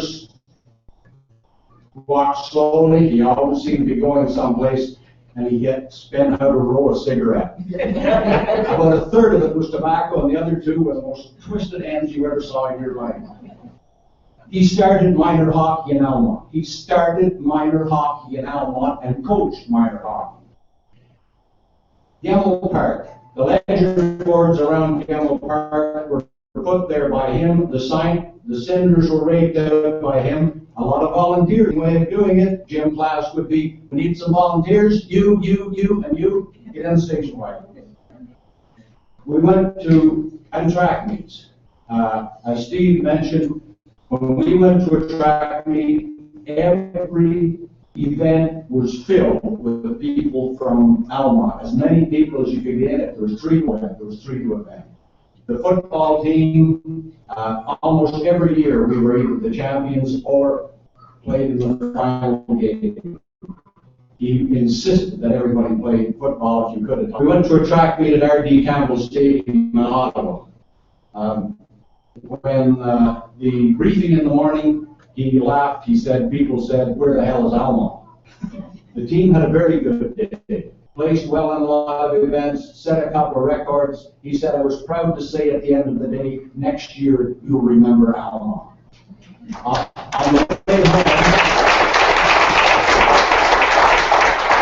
the way home, I was joking with him. I said, I had a date tonight, and now I'm late. I don't have to drive. And he said, you can take my car. Well, I knew there was probably a bag of lime in the back corner, along with the liming device for the track, and probably a box of football jerseys or something in the back seat. So I respectfully declined. But his wife, Tess, I think he called her, had to be a saint, because we never went by that house on Queen Street that there wasn't football jerseys from the house to the back corner of the lot on the line. Football jerseys, basketball, track suits, whatever. She washed every item there. And yes, he did outfit children, guys, teenagers who couldn't afford the uniforms. He was a hero of our childhood and a friend of our adulthood. That park is hardly enough significance for him. He was such a great man in this community. He was a lifeguard for years at the beach. He rented canoes, he rented boats, he made sure we were active. I think it would be in terrible distaste to change that park in any way at all, other than look after it. Anyway, that's my story. Thank you.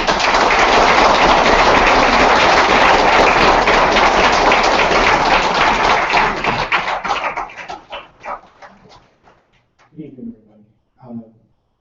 A lot of eloquent speakers up here tonight. You can state your name, right? Sorry, my name is Mike Evanston, and I live at 14 Clay Street, just a couple of blocks away from Government Park.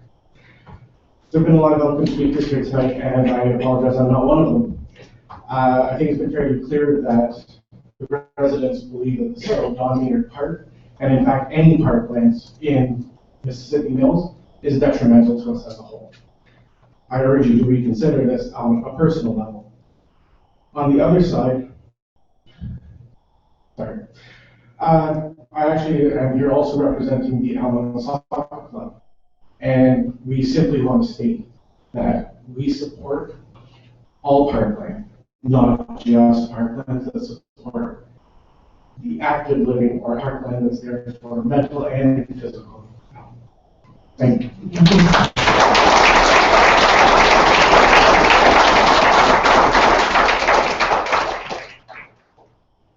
Any other comments?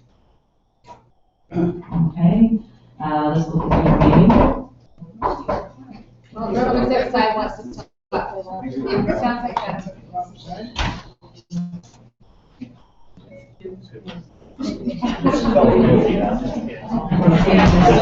This is going to conclude our meeting. I would like to remind you folks that there is no decision made tonight. When the time comes for a decision, or for a vote, can only be called by the council. I'm sure forward from here, as had been stated earlier in the presentation, this will come before committee for the deliberation. If you wish to stay informed, I encourage you to sign up for the news feed. You can do that on the website on the main page, and keep an eye on our agendas. Members for adjournment. Councilor Wilkinson, all those in favor? Thank you, carried. Turn the feet up, man.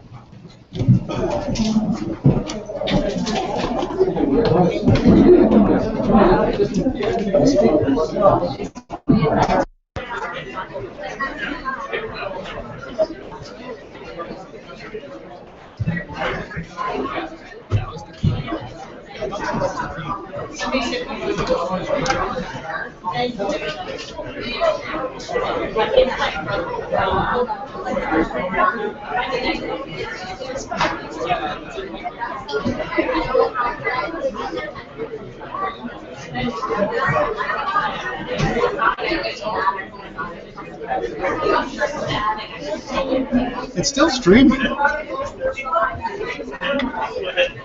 It must be a delay.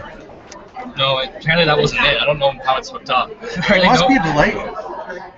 Because there's not that many people there right now. Okay, yeah. Yeah. See, there we go. Yeah, see, I unplugged it. There, we're good now. I just plugged it back in, so it's probably going to come back on. No, it's not plugged back in. It's still. So is that it? Okay. Yeah. So no, we're good. So it's a USB. Okay. Interesting. That was a good meeting.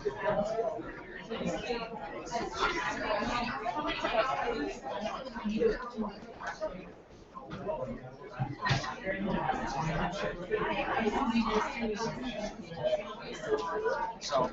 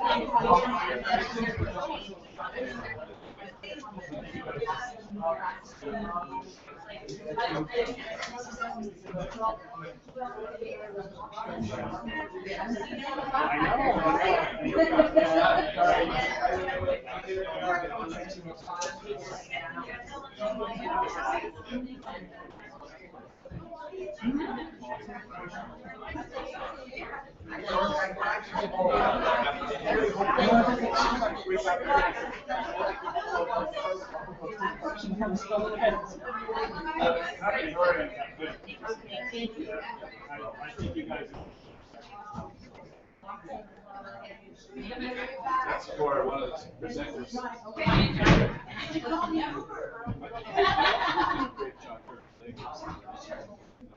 Can we ban him from here? I think we should ban him from this place. And he is nuts at town hall too. Yeah. And one of the one woman on there, I thought they were going to blow it. But, no, we can't take that. He takes the meeting over and stands up. He takes the meeting over. What? Well, I stood up. He said,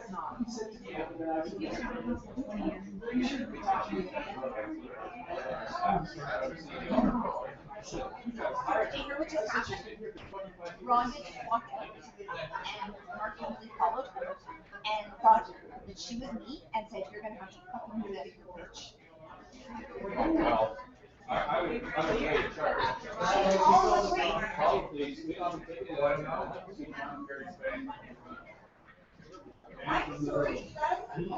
I'm pretty sure, yes. Yeah. That's why. Oh, no, let's just do it. Terry should be banned from the room. I think he should be informed by a lawyer he's no longer welcome in this room. This is the third or fourth time now he's done this. Yeah, he has. He knows that the Alamo somehow in public meetings on the Heritage Conservation District. He did one here. So it's just a notice under the trespass. Whatever he wants. Yeah, I know. That was slander. He was saying just slander. Do you want to go grab those bottles there? Anyway.